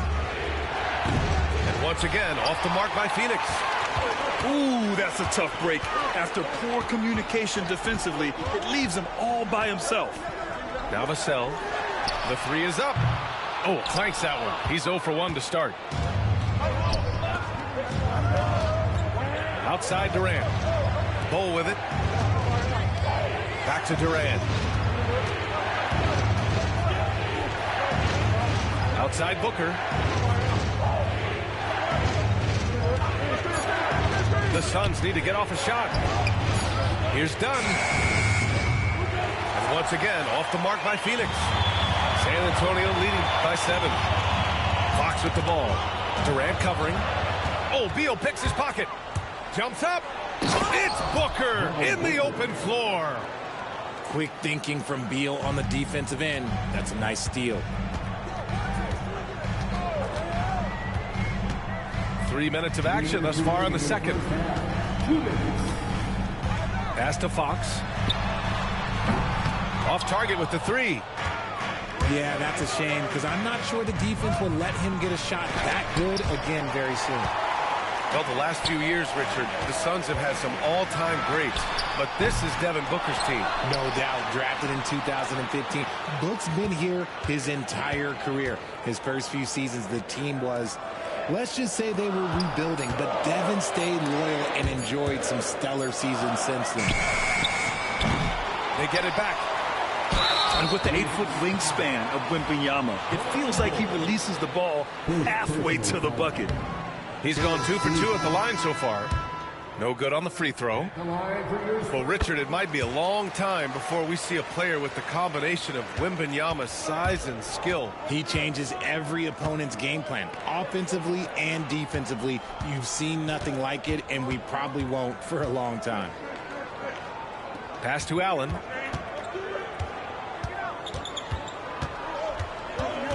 Back to Bull. Clock at 4. And the foul is called. He missed it, so he's got a couple of free throws coming his way. It's going to be on Victor Wembanyama. I like that. I mean, some physical play inside. He's not about to give up any easy baskets. Since drafting Wembanyama, the Spurs have looked like a team that gets better every game, RJ. And they're still so young. They're learning the intricacies of the game and how to play with each other. But you can tell things are coming together, and the future looks bright. Wembanyama scanning the floor. Over Bull. And it's good as he snugs it right through the net. Wembanyama's got 9. Gotta fight harder to get over those screens. Yeah, as soon as these guys feel contact, they are just disappearing like they're not even there. You gotta show some fire and keep defending. Outside for Booker. Oh yeah, Booker dialing long distance. At the arc, Booker is pretty efficient. This man can hurt you from downtown if you're not careful. And he'll draw the foul. He'll head to the line for 2. Everyone in the building saw the obvious contact. It's his first trip to the line.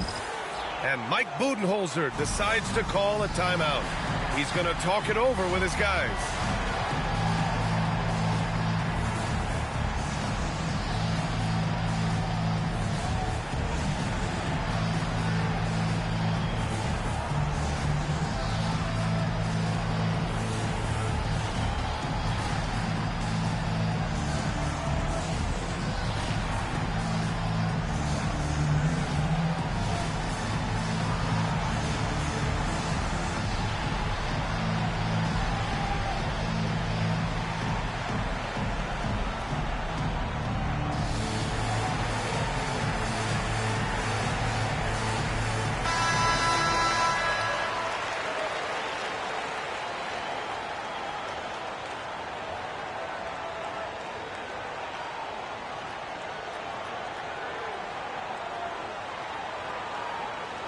Shooting 2.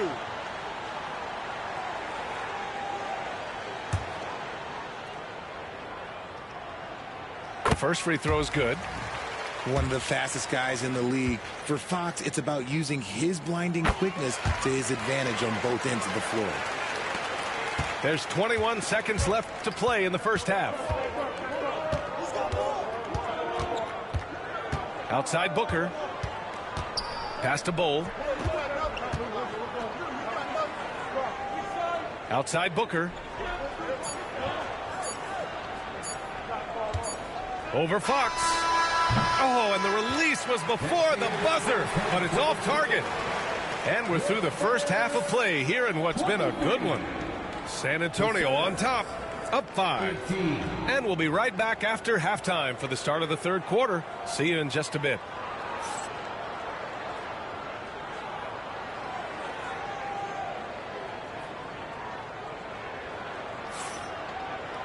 And we're halfway through this one. Plenty of basketball left in a game that's been a fairly even one.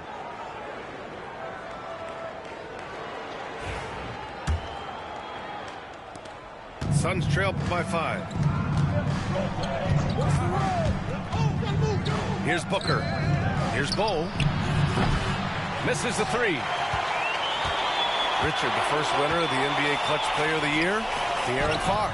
And he's great late in games because he's so quick. You got to give him space. But he's improved his outside shot, so you can't just lay off of him. Makes him a little tough to guard, especially late. And keeping us updated from the sideline, Allie LaForce. Well, guys, the Suns are going for it. All-star guard Devin Booker said everybody here is on the same page. We're in win-now mode. We want excellence. We know it's not going to be easy, but when you give up that much, we're trying to win this year and years to come. Brian, this front office has been aggressive. They are all in, Allie. Thank you. No clue how he misfired on that shot. You don't see that from him very often. Back to Booker. Pass to Durant. Stolen by Vassell. Castle for 3. Drops in the 3. Castle's gotten himself going with a triple. His first basket of the game. And as we see more of Castle, expect that J to get better. To the inside. Here's Allen. Beal outside. Lets it fly. And once again, off the mark by Phoenix. How did he break that one? He smoked it. Everything was set up for that to be an easy basket. Pass to Fox. And San Antonio hits again from deep. We've seen Fox take over games before. Only takes a few shots to go, and then this man is feeling it. Now Bull. Back to Booker. It's stolen by Fox. 2-on-1 as they jump out on the break. Here's Castle. The three is up. Barnes, and that's good. Barnes has got 6. This is why you always have to chase guys off the arc, because everyone has a three-point shot now. Screen by Durant. Down low. Here's Bull. And that comes off the assist by Durant. Assistant. Just under 2.5 minutes into this third quarter now. Ever since Phoenix changed ownership, they've been all in on winning now, Richard. They've traded a lot of picks away and young talent to assemble a team of superstars. Some of the best shooters in the history of this league. And they were willing to go deep into the luxury tax to sustain it. Rebounded by the Spurs. Shoots from the elbow. Rejected by Bull. And that's out of bounds. San Antonio will retain possession. Substitution on the court. Right around 3 minutes into this second half. Here's a three from Paul. Kevin Durant with a rebound. Suns trail by 11. Pass to Bull. Back to Durant.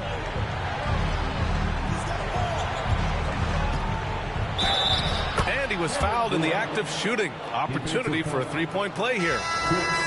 And sometimes you are just at Kevin Durant's mercy.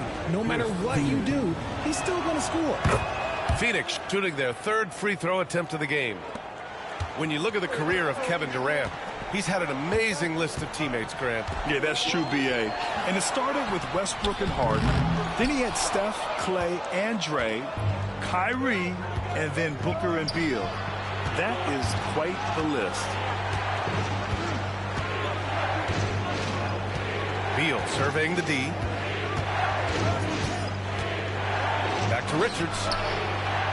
Outside for Booker. Outside Durant.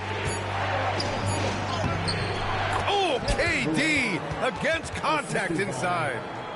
You want this man holding the ball right here. Durant, he can work under pressure now. 59 seconds left in the third. Paul with it. No points so far. And Greg Popovich has called timeout. He wants a few moments to regroup with his players. You know, Booker gets a lot of praise for his scoring, but how about his skill as a passer? He's a good decision maker, B.A. He's able to read defenses and dissect them with his passing. He's shown he can be a traditional, quote-unquote, point guard. And Mike Budenholzer decides to call a timeout. We might see him looking to make some tweaks to the strategy here.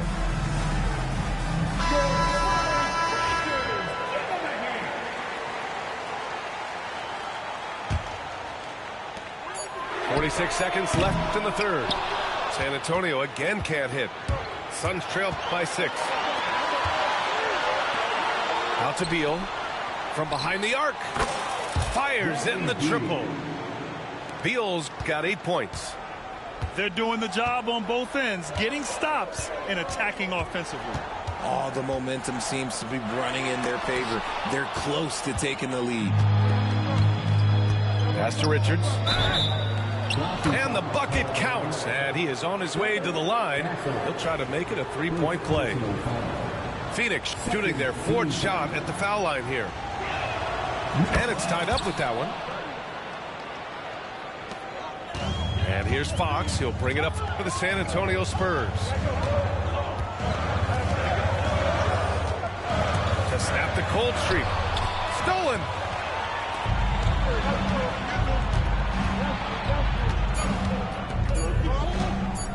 Here's Richards.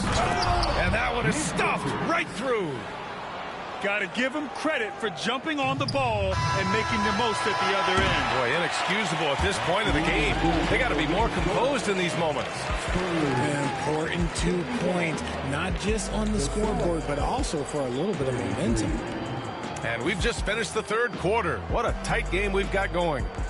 Suns ahead, leading by just 2. And we'll be back with you shortly.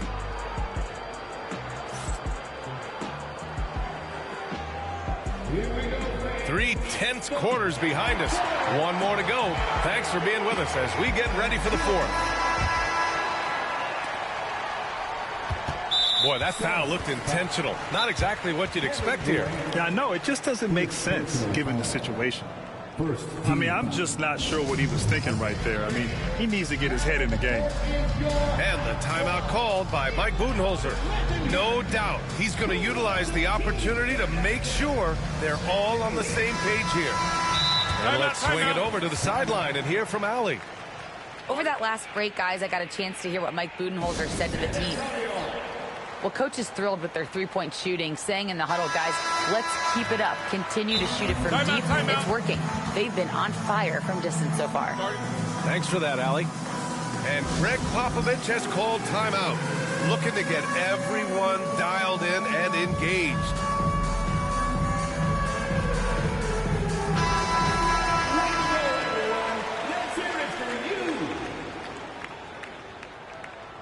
And Greg Popovich has called timeout. He clearly wants to talk it over and make sure everyone is focused.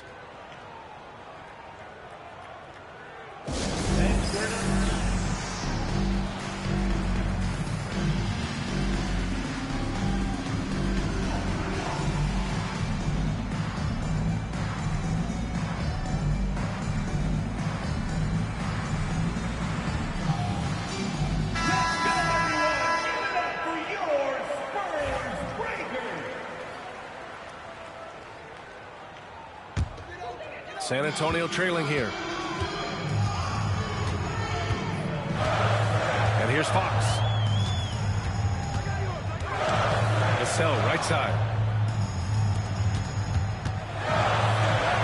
Now here's Fox. Oh, he drains it. His 6th make in 9 tries so far.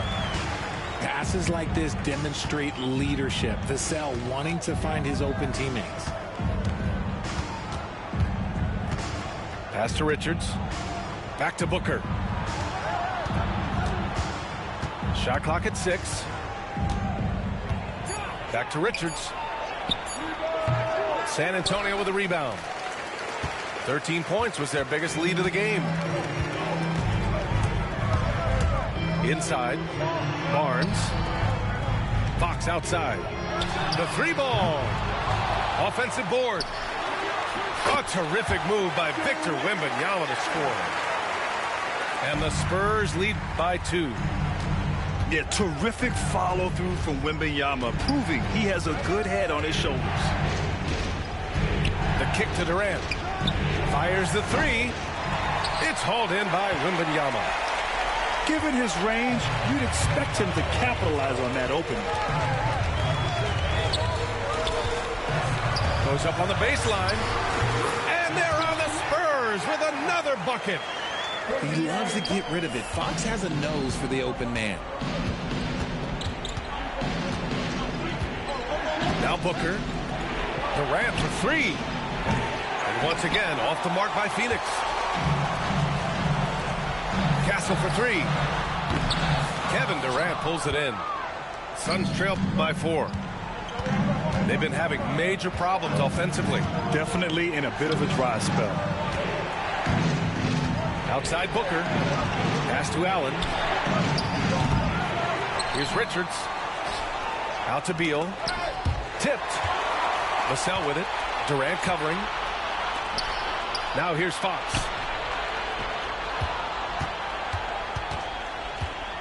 We're in the fourth quarter here. Just under 2.5 minutes gone by. Back to Vassell. Over to the wing. Pulls up, high post. Castle misses. Phoenix with the ball. Looking to get on the board here in the fourth still. And it's slammed in by Durant. They needed points, and KD comes through. Who else did you expect? Pass to Castle. Fox feeling it out a bit. 2 minutes remaining. 2 minutes.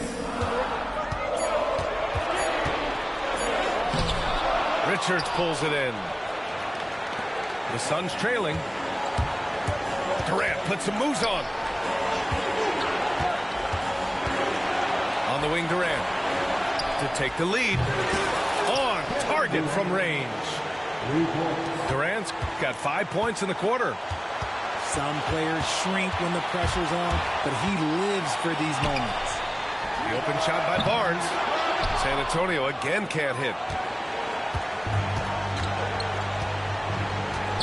Fourth quarter of play, and over 3.5 minutes have gone by now. Out to Beal.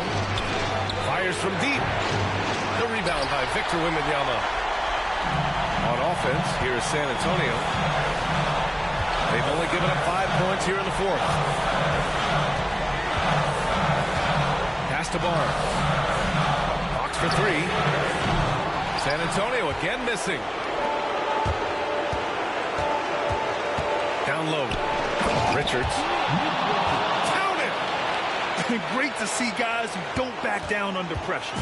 He knew what they needed here and was determined to deliver. Here's Fox. Oh, he nails it! Oh, what a sensational bucket! That brings him within one. And I think we'll see him milk the clock a bit. Yeah, seems like the heady move right now. Pass to Allen.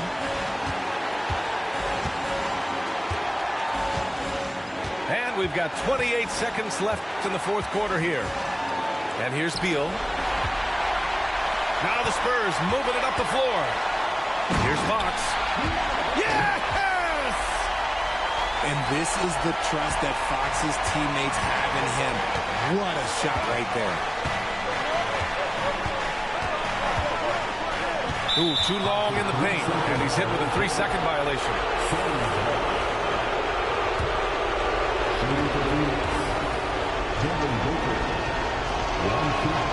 And so he hits the technical free throw. Oh, tremendous composure at the line to tie things up and give them a shot at overtime. And Mike Budenholzer decides to call a timeout. Great time to call his guys into the huddle at a very tense moment in this game.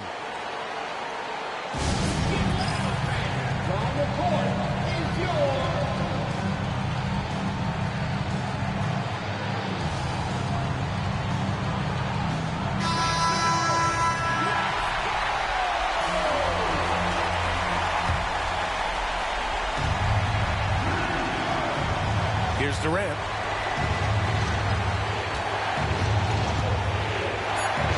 Pass to O'Neal. Over Wembanyama. Out of bounds. It'll go to the Spurs. Oh no, that was a huge turnover. That cannot happen at this point in the game. And Greg Popovich has called timeout. Critical moment here. He's not taking any chances.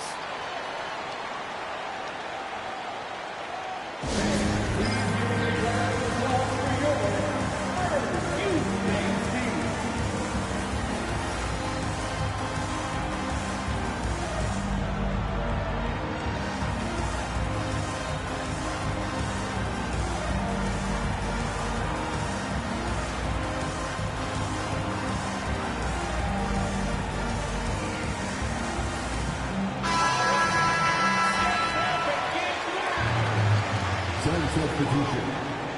Nick Richards. Done. From the inbound. Money. He put some rage into that one, B.A. You're telling me. And Mike Budenholzer decides to call a timeout. The pressure is on, and he's got a plan to share with his guys. What's the best strategy for him? They're in a tough spot. Barely enough time to run the catch and shoot.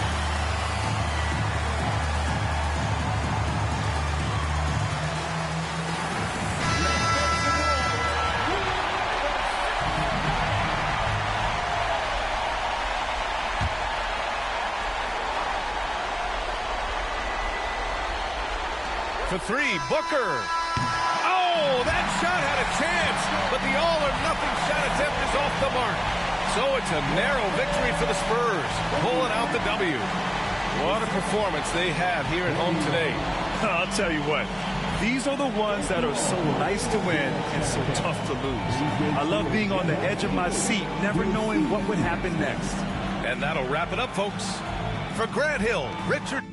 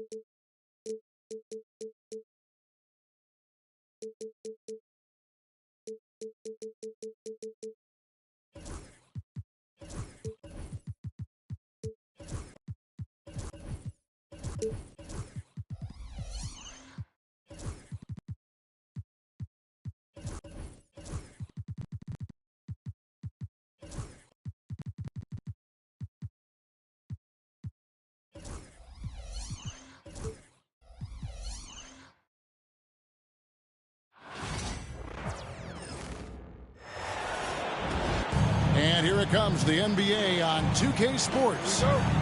Kevin Harlan here with Greg Anthony and a pair of Hall of Famers with us, Doris Burke and David Aldridge. Over in the corner, Dort. Off target from three-point range. Doris, do you think the Oklahoma City Thunder has the best young core in the NBA? Well, they are absolutely loaded with talent, Kevin. Not only that, they fit together.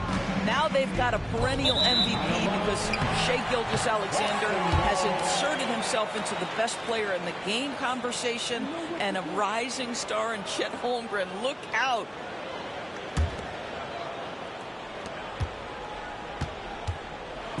And so it's Holiday with it. He'll bring it up for the Celtics. To the middle. Trying to find Porzingis. Gets it to him. Brown outside. Holmgren with the steal. Pass to Caruso. Back to Dort. To the wing on the left. For three, Holmgren. And Boston with the rebound. Porzingis kicking it over.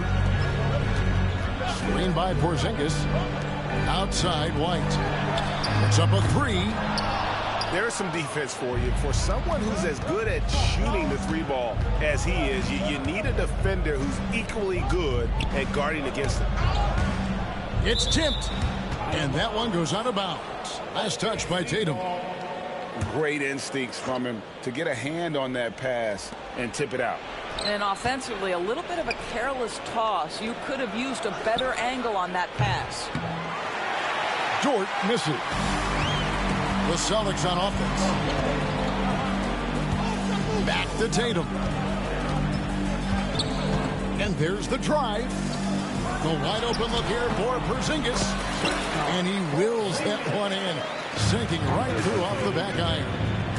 Well, this is where Porzingis thrives. He is shot ready on the catch. And the dunk by Holmgren. There is an imagination, a creativity. This guy's passing drives the offense. And Chet Holmgren's been a great player from day one, Doris. What do you like most about his game? I don't know which aspect to pick. This guy is a great rim protector. He can shoot the basketball from three-point territory and with great range from three. But maybe my favorite aspect is the competitive toughness he brings on a nightly basis. Now Caruso. After the missed three from Derek White.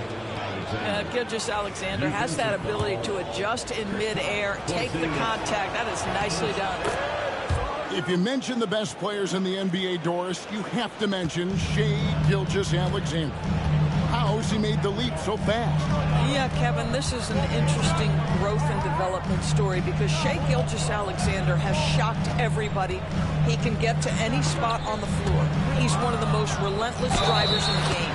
You have to respect his three-point threat, which balances out that dribble drive game, and he's willing to compete defensively. Sky is the limit for this young man.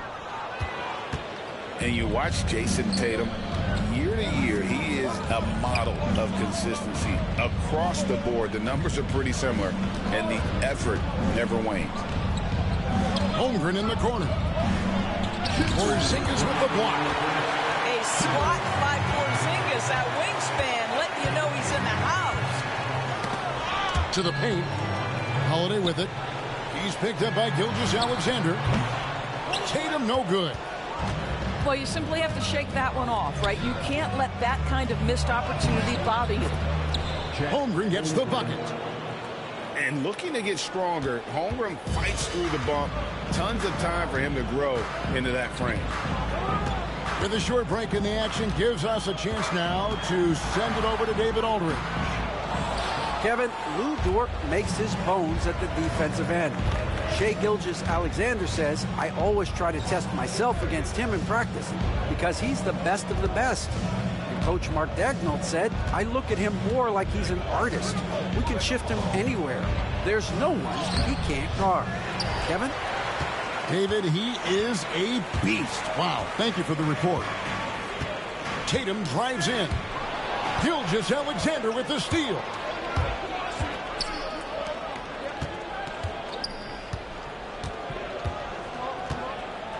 Holmgren in the post. The kick out to Williams. From outside, off the mark. Celtics trail by 3. Brown outside. Knocked away. Outside Williams. The finish. That shot no good. Great D that time from Tatum. And so Joe Mazzulla calls for the timeout. He wants to regroup and go over the strategy.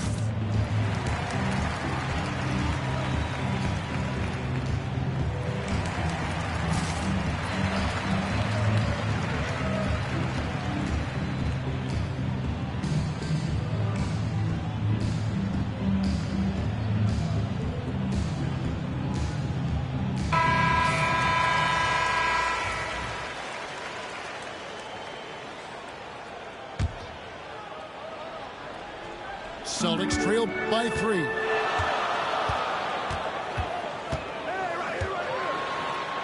Falls through. He's now made 2 of 4. Now there's a mix of strength and agility that Jason Tatum is taking advantage of. Nice work in there. Pass to Holmgren. Back to Gilgeous-Alexander. Gets it off. And a closely contested, grit and grind first quarter comes to a close. It's the Thunder. They're up by 1. And we'll be back shortly for the start of the second quarter.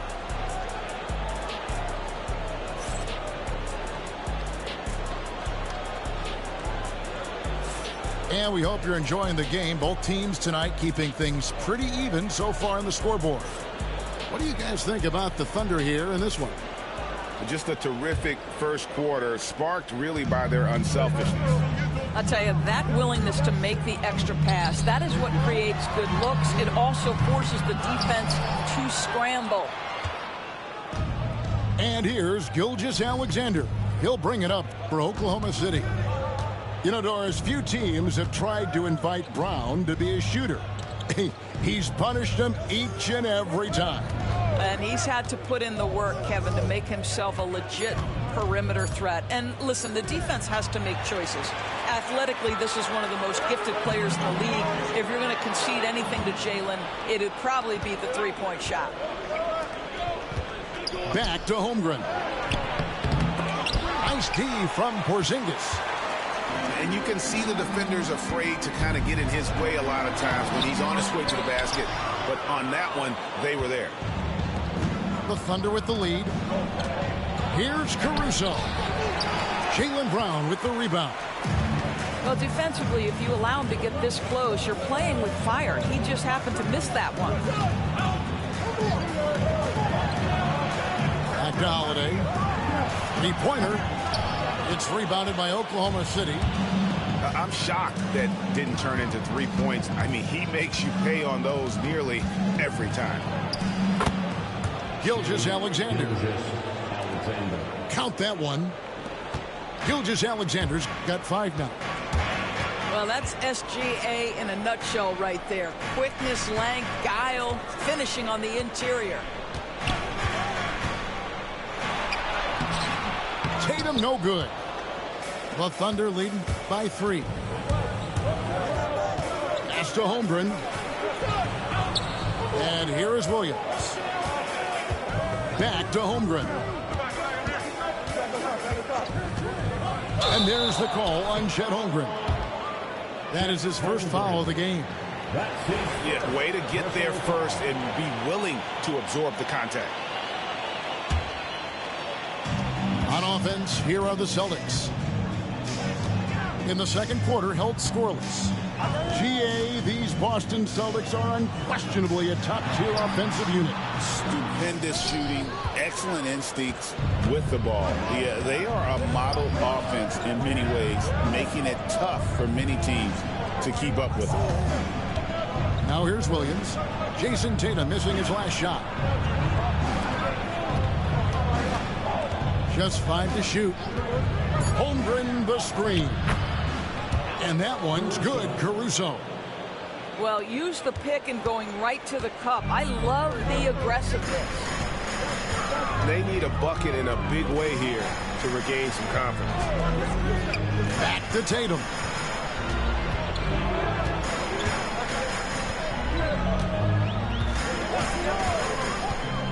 Tatum taking it in.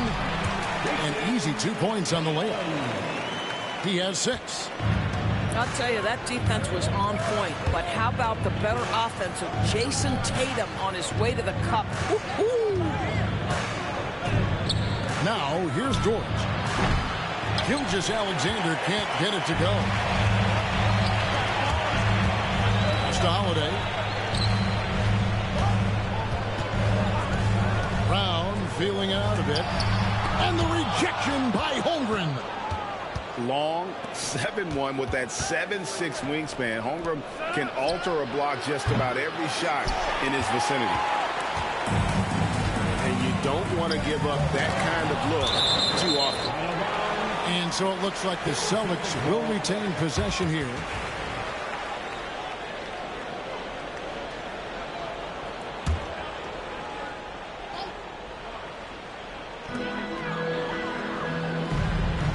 Here's Porzingis. Outside Holiday. And that one clearly a foul. Gets the whistle and 2 shots coming up. That one on Dort. And when Porzingis goes to work inside, Doris, there are not a lot of answers for his side. We know, Kevin, obviously, that post-ups become less and less a part of the game, but still an important one opportunistically.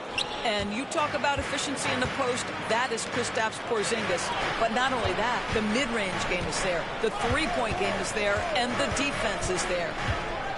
It's Williams with the drive. Dort wide open. And he's good on the 3 ball. Dort's got the lead up to 5 now for the Thunder. The kick out to Brown. Outside Holiday. Tatum wide open. He fires one. That one's in. Only his 4th make against 9 total shots. I tell you what, it's almost like stealing to watch how he plays the game from this seat. Pass to Caruso. Dort with the ball. He's covered by Brown. Right side, Gilgeous-Alexander. 6 to shoot. Oklahoma City needs to get off a shot. Williams can't get it to go. Well, terrific defense. They obviously respect his ability and just want to make it tough. Nails the buzzer beater. One eye on the rim, one eye on the clock. Nice job. Well, finishing quarter strong. Every coach preaches it. Nice work. And some good action through the first 2 quarters as we reach halftime. Thunder lead by 1. We'll get right back to the action when we return. And if you're just joining us, we've played through the first half in a game that's been fairly even so far.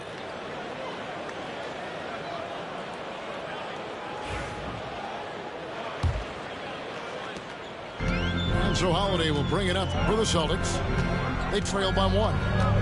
Well, the ascension of Jalen Williams, Doris, has been swift and very fun to watch. Oh, absolutely, Kevin. He became very quickly in his second season a number 2 option and, frankly, borderline 1A option. And it's not just his offensive game, Kevin. This guy has become a stout defender. He's got the perfect NBA frame, and he fits in personality-wise. Pass to Williams. Hartenstein with it. Out of bounds, Boston takes possession.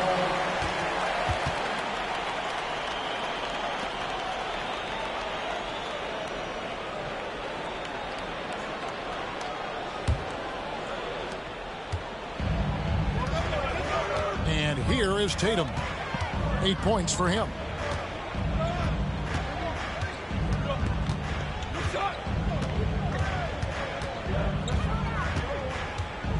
Out to White.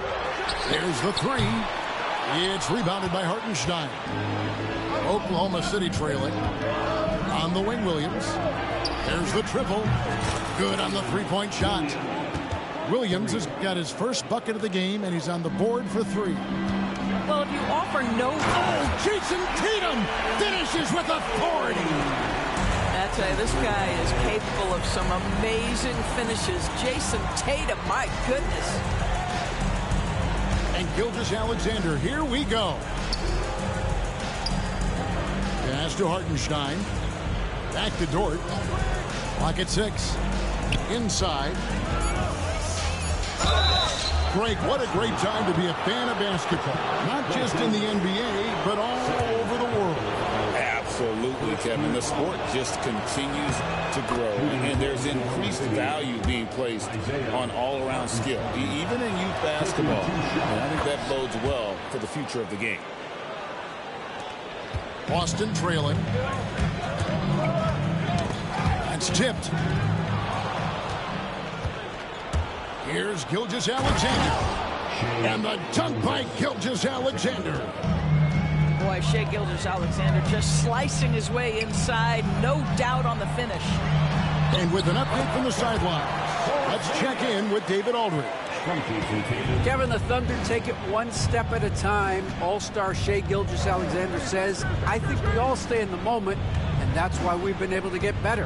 Attack the day, the program in front of us. We all have the right intentions and want to win at the end of the day. Kevin? Of that attitude growing by leaps and bounds. Thank you, David. Pass to Hartenstein. Nice D from Porzingis. Celtics on offense. A 2-point game. Down low. It's not going to go for him. It's Dort on the wing. Now here's Williams.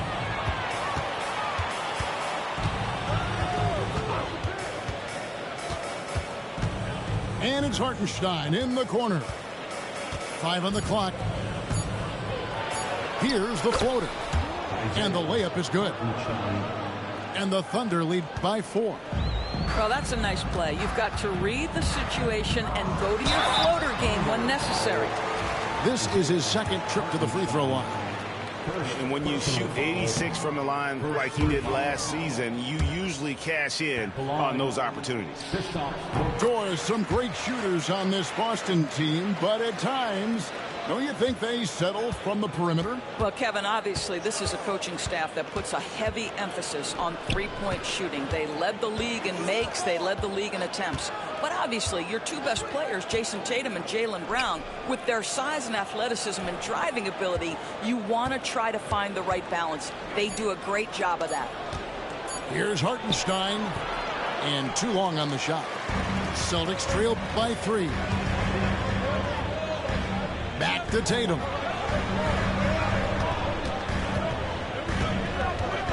There's 1:17 left in the third. Driving the lane. Holiday inside the line. Kept alive. Pass to White. Fires from way outside. Thunder with the rebound. I'm honestly not sure what that was about. Maybe a protest against his coach. Well, that is inexcusable. That kind of shot selection won't do them any good. Outside, Gilgeous-Alexander. Shot clock at 5. Back to Hartenstein. It's good. Hartenstein's got the lead up to 5 now for the Thunder. Well, there's a craftiness to the play of Shai Gilgeous-Alexander. Shifts the defense around to get his teammate an open look. To the inside. Nifty move. And Porzingis with the lay-in. Porzingis has got 10 points. Important points there. Got him on a nice play, getting the ball inside and right to the bucket. Gilgeous-Alexander deciding where to go with it.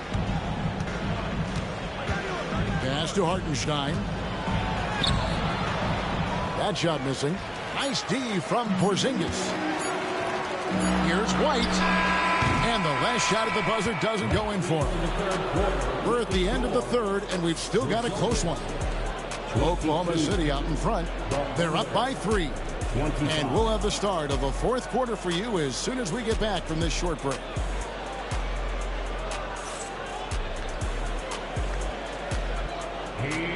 And it's been a very competitive game so far as we get rolling here in quarter number 4.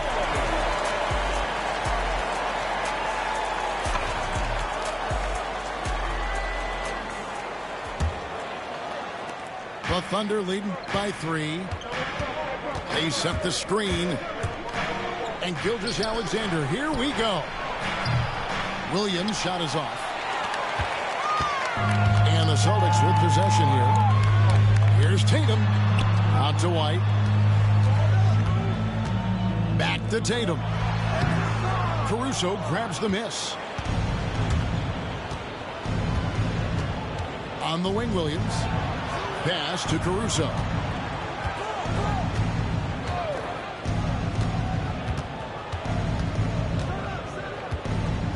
Outside, Gilgeous-Alexander. Just 5 on the clock. Down low, Holmgren. Over in the corner, Dort. Shai Gilgeous-Alexander, and that's good. No, that's an opportunistic three-point shot from Shai Gilgeous-Alexander. He liked the look of it. Outside, Porzingis. In the corner, Tatum with it. Back to Porzingis. Nice move. Can't capitalize inside. The Thunder leading by 6. Pass to Williams. Here's Caruso. And the Thunder, another 3. And they have been relentless from deep. And you see the defense trying to react, but to no avail. Well, that's the whole point, isn't it? If you space the floor well enough, it's almost impossible for the defense to account for everyone. Outside, Williams. From the arc. Some nice passing by Oklahoma City here. Outside, Gilgeous-Alexander. To the wing right side. Here's Holmgren. Off target there. That would have pushed the lead to double digits. Here's White. It's rebounded by Oklahoma City. Now here's Caruso. Right side, Dort. Pass to Caruso.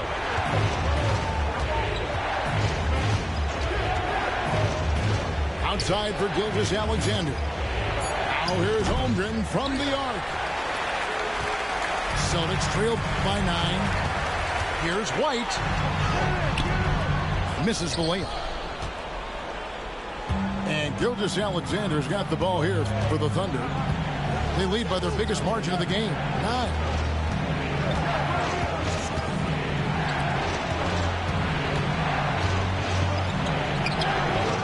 And we're about 3 minutes into the fourth quarter. Comes up empty down low. They've been looking out of sync offensively. Yeah, their offense has ground to a standstill.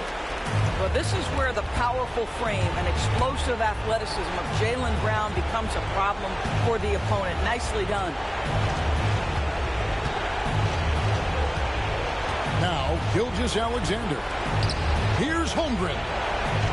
And the dunk by Holmgren. And attacking the rim. Holmgren making excellent use of that height inside. Tatum drives in. Flying high and throwing it down with the one hand. One of his favorite moves right there, guys. Outside, Gilgeous-Alexander. Holmgren the screen. A 3-ball. And a great assist by Gilgeous-Alexander as that one goes in. Holmgren's got the lead up to 10 now for the Thunder. Holiday with the 3. And the rejection by Holmgren. And it looks like just playing the last bit of this one out in what should be a nice win here for the Thunder. When you shoot this well from three-point range, you're really hard to stop. The defense didn't rotate out fast enough to stop the hot shooters. Exactly, Kevin. They were lethal from deep. And as usual, some excellent work tonight in what was a quality big impact game for Shai Gilgeous-Alexander. Every time there was a big possession or a big play, he was a major contributor. Just a great all-around game. Yeah, the evolution of Tatum as a passer is evident. This guy more committed than ever to making the right play. And stolen by Tatum. To Porzingis. Uses the glass to finish the layup. 29 seconds left here in the fourth quarter. Gilgeous-Alexander with it.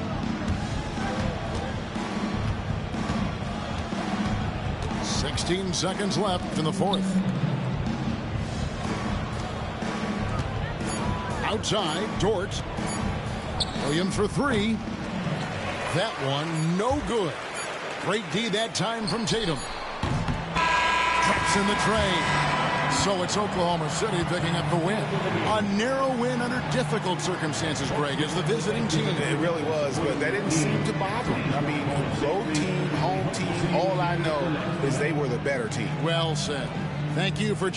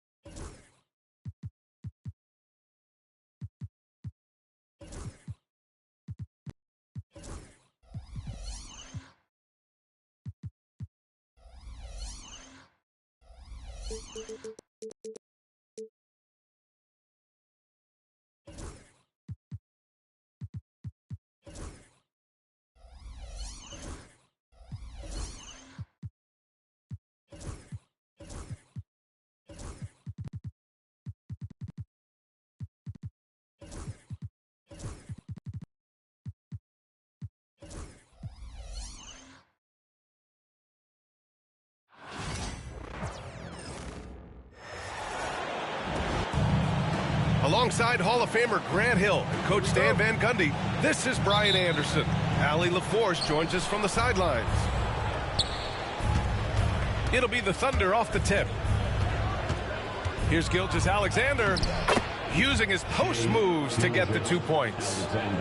And both of these teams stand excellent on the defensive end.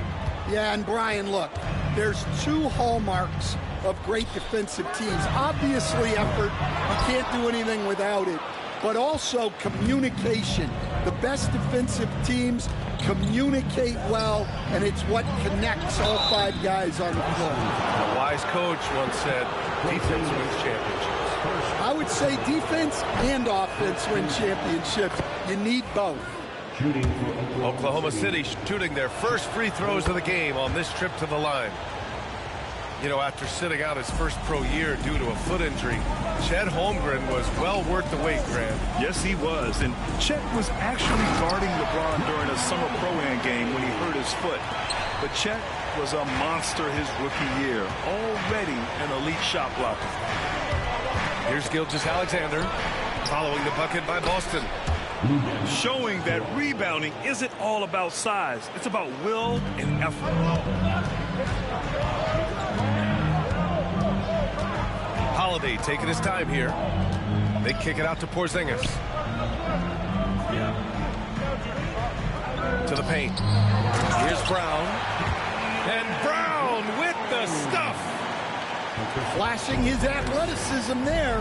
Once Brown gets solid interior positioning, he's focused on jamming it home. Now here's Gilgeous-Alexander. Takes it inside. Soft touch off the glass. Gilgeous-Alexander's got his second basket. And setting the tempo with an assertive move. Like, where was the defense on that play? Well, when you are the aggressor this early, it is intimidating. Here's Gilgeous-Alexander. And around 2 minutes played here in the first quarter. On the take. And it goes out of bounds. That one off Porzingis.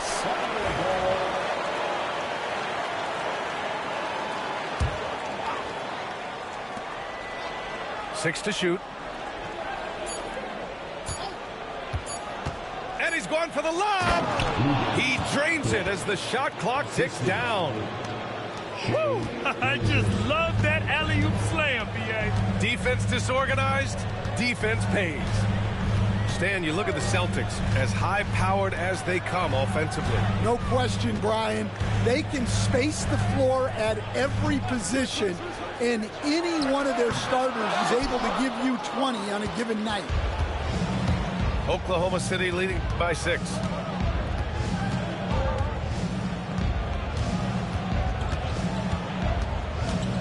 Down low. Here's Holmgren. Porzingis grabs the board.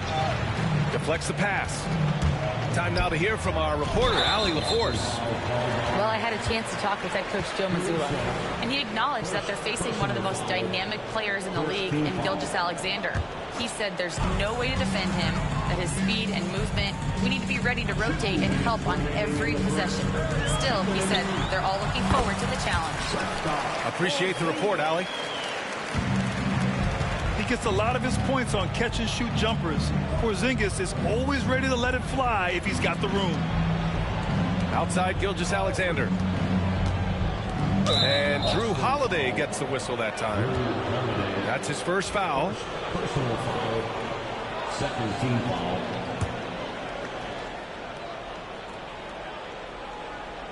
Just under 3.5 minutes elapsed here in the first quarter. Excellent anticipation there to come away with the steal. Standing at 7'3", we have never seen a player quite like Kristaps Porzingis. A fantastic shooter, a solid ball handler. What a talent. First trip to the free throw line for him in this one. Grant, how about the rise of OKC in just 2 years, transforming from a 24-win team to the top seed? Incredible, B.A. The Thunder drafted well and gave those picks lots of playing time. Plus, they made some fantastic trades. And of course, don't forget, OKC still has a boatload of picks. To the middle. 6 on the shot clock. Dort's shot is good.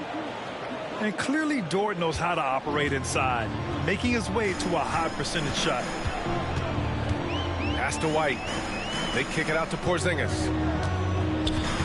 And here's Holiday. Offline with a three. There's 53 seconds left to play in the first quarter. Gilgeous-Alexander looking it over. Now Dort. Right side, Gilgeous-Alexander. Oklahoma City's got to hurry. They got to get up a shot. Second chance effort. And Holmgren lays it in. And this is what coach wants to see from Holmgren. Outworking the defense to get a second chance look. Three-pointer, Holiday. Buries it from three. Holiday's got 5 points. We've got 22 seconds left in the first quarter of the game. And it's a defensive 3-second violation. Oklahoma City shooting their third free throw attempt of the game. And the technical free throw is good. The skills of SGA, they're so unique. His ball handling, shooting, length. Not a lot of guys like Shea in the league. And out of bounds, Boston will have it. Yeah, what a disconnect. Sloppy play like that is something they can expect to come up in the film session. So it's Boston now. 4-point game. To the inside. Brown. Great D that time from Holmgren. That's not a bad shot at all. It just didn't go in. Sometimes the process is right, and you still get a bad result. And that does it for the first quarter.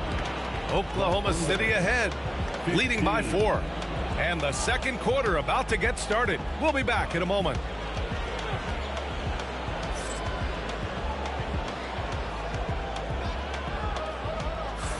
And thanks again for tuning in. If you're just joining us, we've played through 1 quarter of action so far. And what do you guys think about the Thunder here in this one? But simple. Rebounding made all the difference in the first quarter. They really got after it. Hey, look, it's simple. More rebounds means more possessions, and that's clearly been their priority.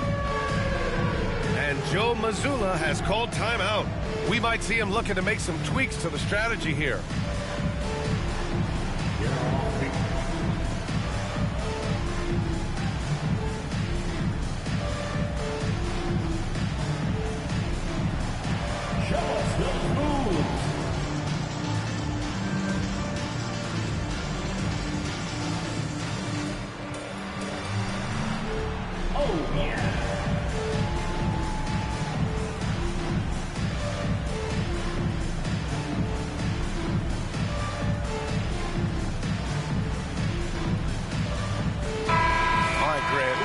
U.S.-born player do you think has the best chance to supplant LeBron as the face of the league? Oh, man, you're putting me on the spot, B.A. Well, the conversation has to be between Jason Tatum, Ja Morant, and Anthony Edwards. They're the best young talent that the U.S. has to offer, and they're only getting better. So it's Oklahoma City now, following the bucket by Boston. And something that makes SGA so dangerous on offense, his elite drive and kickability. Yeah, you have to load towards him when he comes off a high pick. He just draws so much attention and can find another cutter or spot-up shooter. He has so much gravity to his game. This past offseason, OKC decided to move on from their former first-round pick, Josh Giddey. Yeah, the 6th overall pick in 2021. Giddey is a talented player with good upside, but fit is so important in the NBA, and the Thunder knew his talents would be better suited elsewhere. The shot by Dort, no good. And even after airtight defense like that, you still just expect him to hit those kind of shots.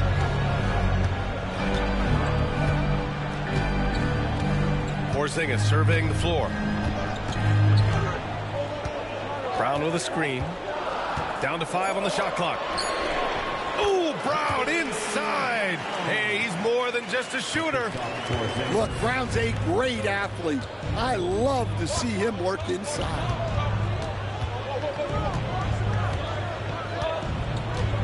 Outside, Gilgeous-Alexander. Inside, White with the steal. Brown inside. There's Tatum with the three. Misses another, just 1 of 4 from the floor. Thunder with a lead. Down low. Holmgren with a big reach. And before he even leaves the floor, Holmgren has the ball at rim level.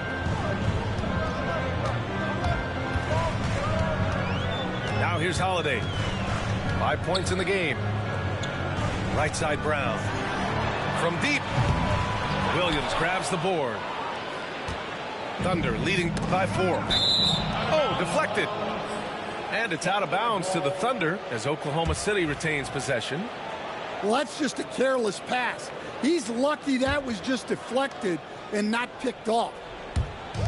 Quarter 2 and about 2 minutes in. Screen by Holmgren. Outside for Dort. And the call will be against Jason Tatum. That's his first foul. First personal foul. Second team foul.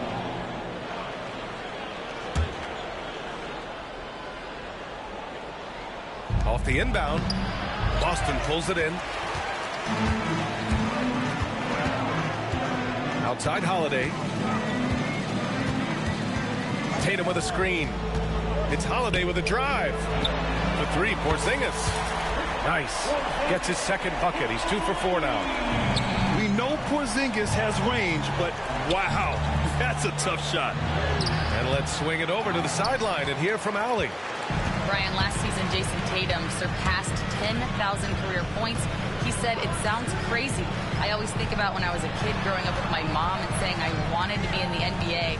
I may have thought I would be one of the best players, but to actually do it is a surreal feeling." Brian, he's being honest. Yeah, dreams do come true, Allie. Thank you. And here are the Thunder now. 2 minutes remaining in the first half. And here's Gilgeous-Alexander. 7 points in the game. It doesn't go for him. Nice D from Tatum. There's a minute 47 left in the second quarter. And a slam dunk by Porzingis. Now we know he can hit threes, but Kristaps showing he can slam it too. The Celtics with the lead. Pass to Tatum. Outside, Brown. To the paint. And stolen by Holmgren. And up the court come the Thunder on the break. Williams' shot is good. Well, look, if he misses that shot, coach might think of benching him. He's pretty fortunate he got that one to go. And, Coach, you look at Derek White, maybe not the biggest name, but he is a winning player. Yeah, Brian, he's one of the most underrated players in the league. He's got a great feel for the game at both ends of the court. He is tremendously solid across the board. Putting that pass right in his stride, didn't have to slow up, and was able to complete the play. Porzingis sets a screen. Holiday drives in. Kick out to Brown. To the middle. Here's Porzingis. No good with a layup. 6-second difference between the shot clock and game clock. To the inside. Holmgren. Knocks it loose. And stolen by Holiday. Pass to Tatum. And here's Brown for three. Bullseye! Jaylen Brown! Brown does a nice job of staying ready and making himself a weapon off the ball. That one drops for him. Gilgeous-Alexander's got 4 points this quarter. Well, when you have a scorer as skilled as he is, you do everything you can to get him the looks he needs. And we're through the first half of play here in what's been a good one. Oklahoma City ahead. They lead by a bucket. And time now for the halftime break with the third quarter soon to follow on 2K Sports.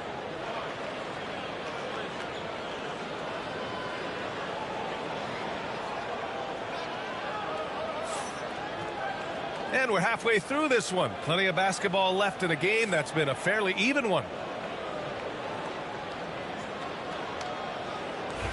And Joe Mazzulla calls timeout here.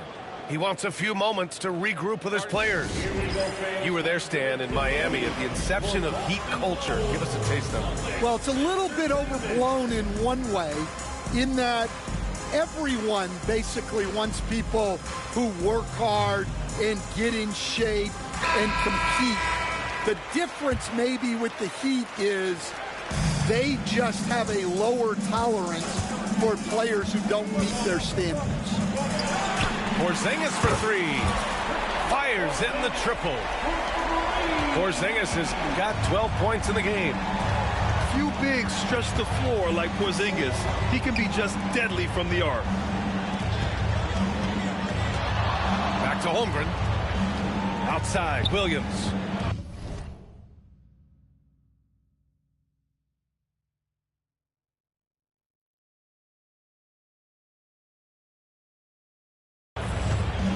Clock at 6. Pass to Caruso. Gilgeous-Alexander with the ball. Guarded now by Holiday. And it's going to be a 24-second violation. They turn it over. And Joe Mazzulla has called timeout. A moment to rest and confer on the game plan. Let's give Coach credit. He's trying to find a way to squeeze the most out of every possession. Well, that's the job, right? Your duty as a coach is to finesse your lineups so your guys get the best chance to succeed.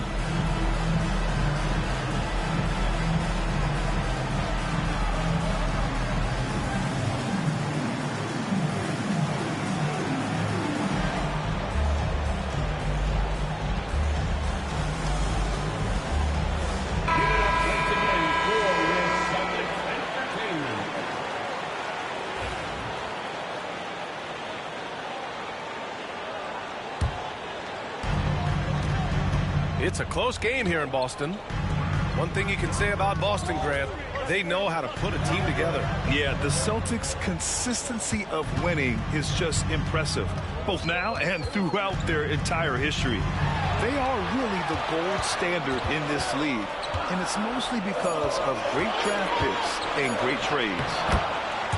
What a finish from Porzingis. On the offensive end, Porzingis has been so dialed in, making the most of every scoring opportunity he gets. Pass to Holmgren. Outside for Gilgeous-Alexander. Back to Holmgren. And the big finish by Holmgren.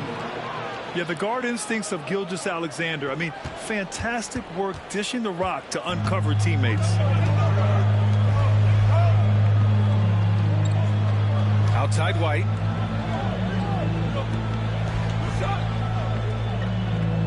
To the paint. Ooh, he took a hard foul on the shot. So he'll head to the line to shoot a pair. Even though Porzingis can shoot over anyone, he still does all the little things that make a difference. On the night, he's 2 for 2 at the stripe. And he makes the first. And Joe Mazzulla calls timeout here. Coach wants to speak to his guys, maybe alter some of the game plan.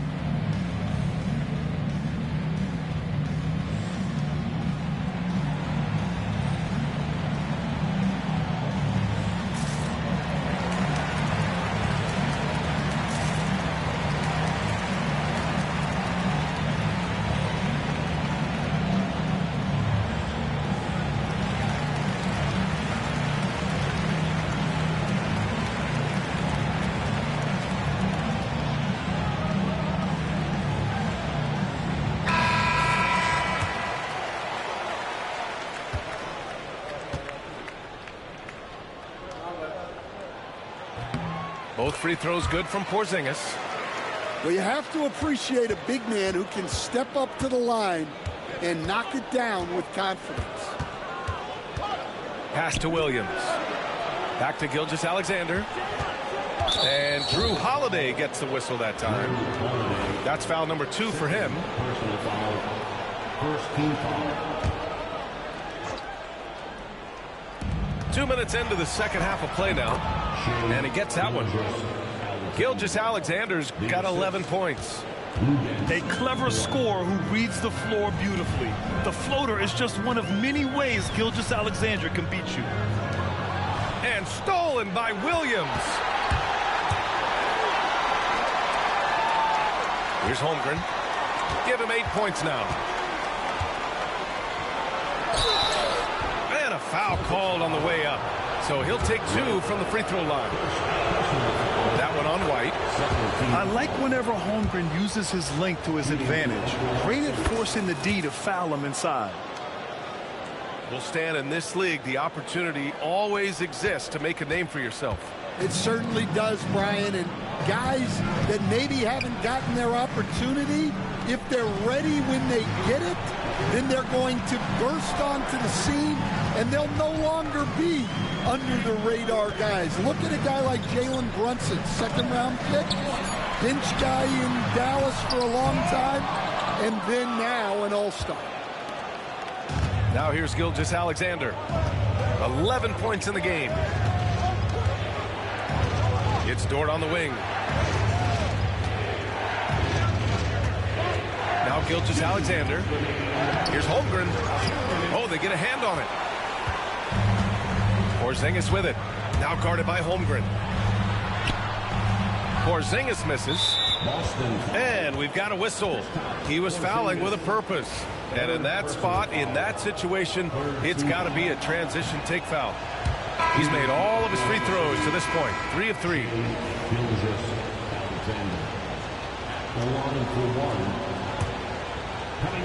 Thunder with a lead. Here's Holmgren.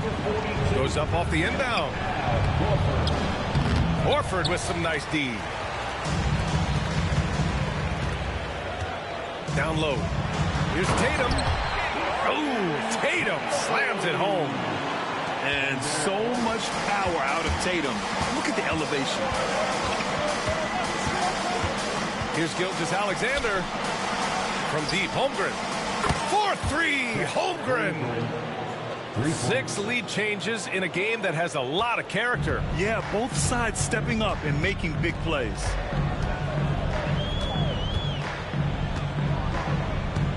Outside Holiday. Out to Horford. 20 feet out. Holmgren with the block. And you can't forget about Holmgren's reach, especially when he's nearby on defense. Shot clock at 6. And there's a pick. Late clock. The Celtics got to hurry here. Corner shot. And it's Holmgren with a rebound. Thin margin of error right there. You have to work for a better shot. Out left to the wing.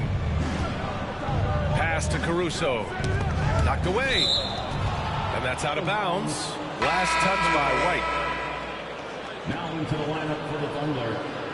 Number 55, Isaiah. There's 38 seconds left to play in the third quarter of basketball.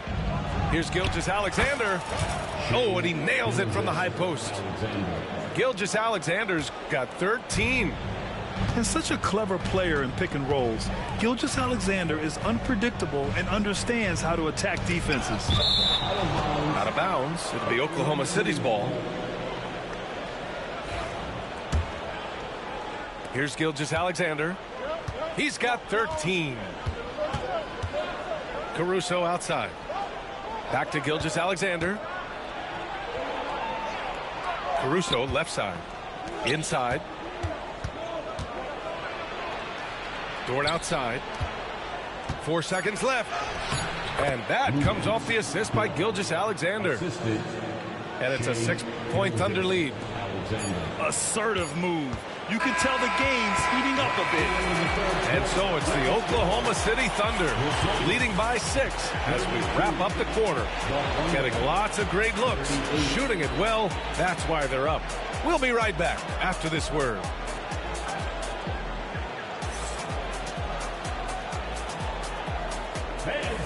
And it's been a very competitive game so far as we get rolling here in quarter number 4.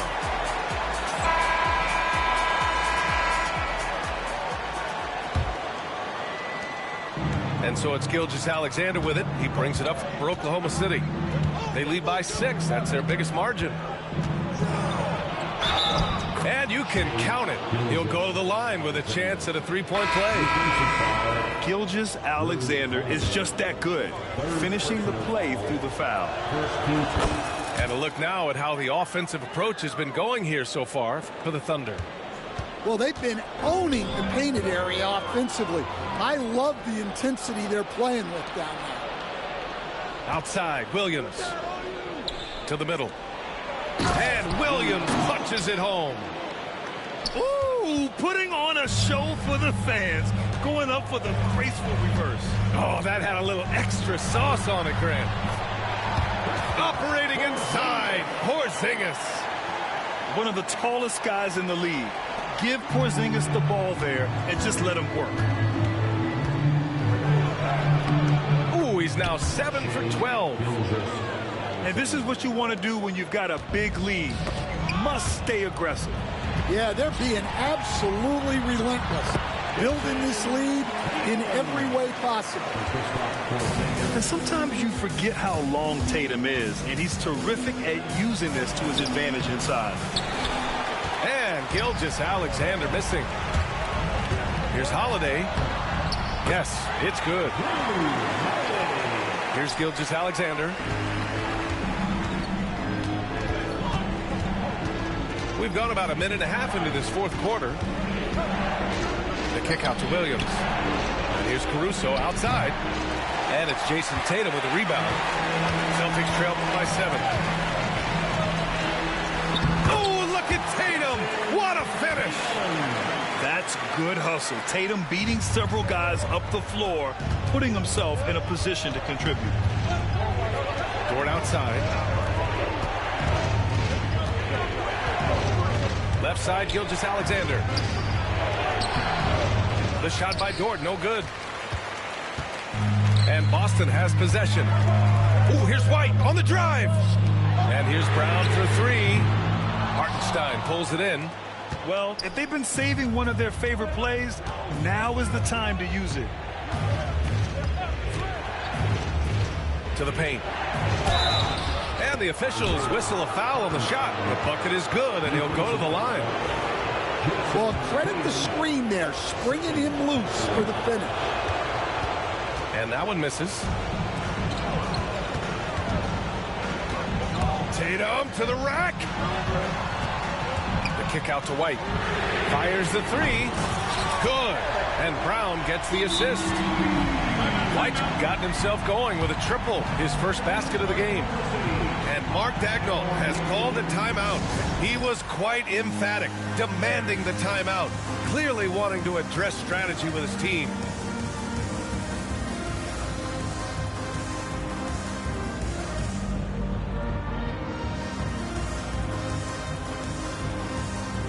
And let's send it over to Allie LaForce. Thanks, guys. Mark Daigneault had some words for his team over the last break. Coach had a direct message for the team saying no matter the lead, no NBA game is ever over. Do not let your guard down. We'll see if they hold on. Thanks for that, Allie. And Joe Mazzulla calls timeout here, looking to get everyone dialed in and engaged.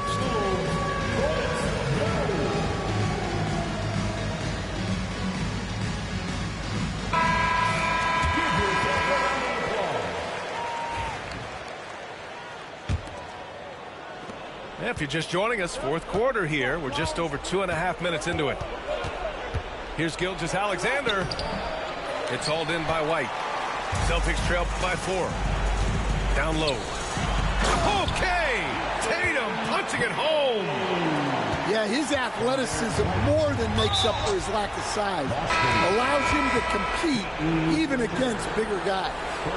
You don't want to stop the clock right there. I'm not quite sure what he was thinking. Coming onto the floor for the Celtics, number 4. Around 3 minutes gone here in the fourth. SGA on the move. Got it again. That makes him 8 for 15 for the night. Oh, obviously Gilgeous-Alexander has the will to win. What a relentless effort.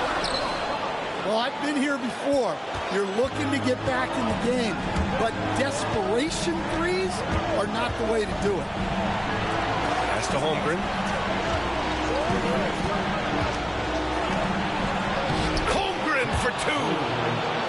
And this is where Holmgren is such a scoring threat. His size can make interior shots easier to find. Here's Porzingis. Great D that time from Holmgren. And Jaylen Brown gets a whistle that time. That's his first foul.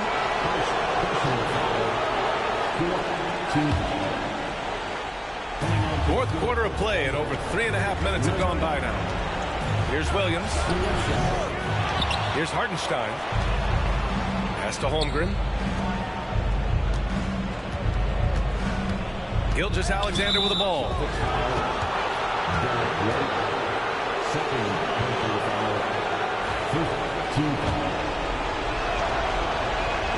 He drops the first one, and that makes it a 7-point lead. So he gets them both, and it's an 8-point ball game. And it's Holiday with the ball for Boston. Outside Porzingis. Oh, look out! Porzingis! And it's Porzingis at 7'3", a monster to go to late in the game. Here's Gilgeous-Alexander. Pass to Holmgren. And again, Oklahoma City, no good. So it's Boston now. Here's Tatum. Back to Brown. Clock at 6. Here's Porzingis. Back to Brown. And there's the shot clock violation. Couldn't get the shot off in time.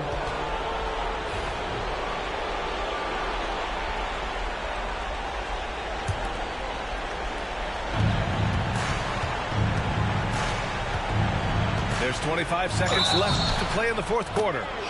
And the bucket counts. And he is on his way to the line. He'll try to make it a 3-point play. That'll put Shai Gilgeous-Alexander on the line.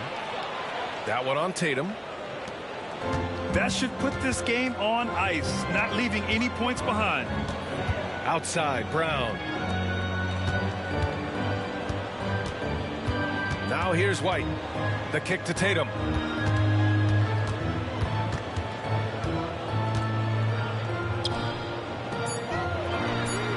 Brown gets the bucket.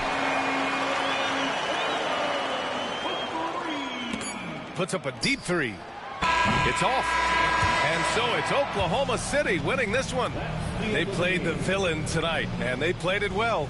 Yes, they did. And, you know, you have two choices. You can either succumb to the hostility in this arena, or you can feed off of it and use it as motivation. They did the latter. Well, folks, that's going to do it for now. Alongside Stan Van Gundy.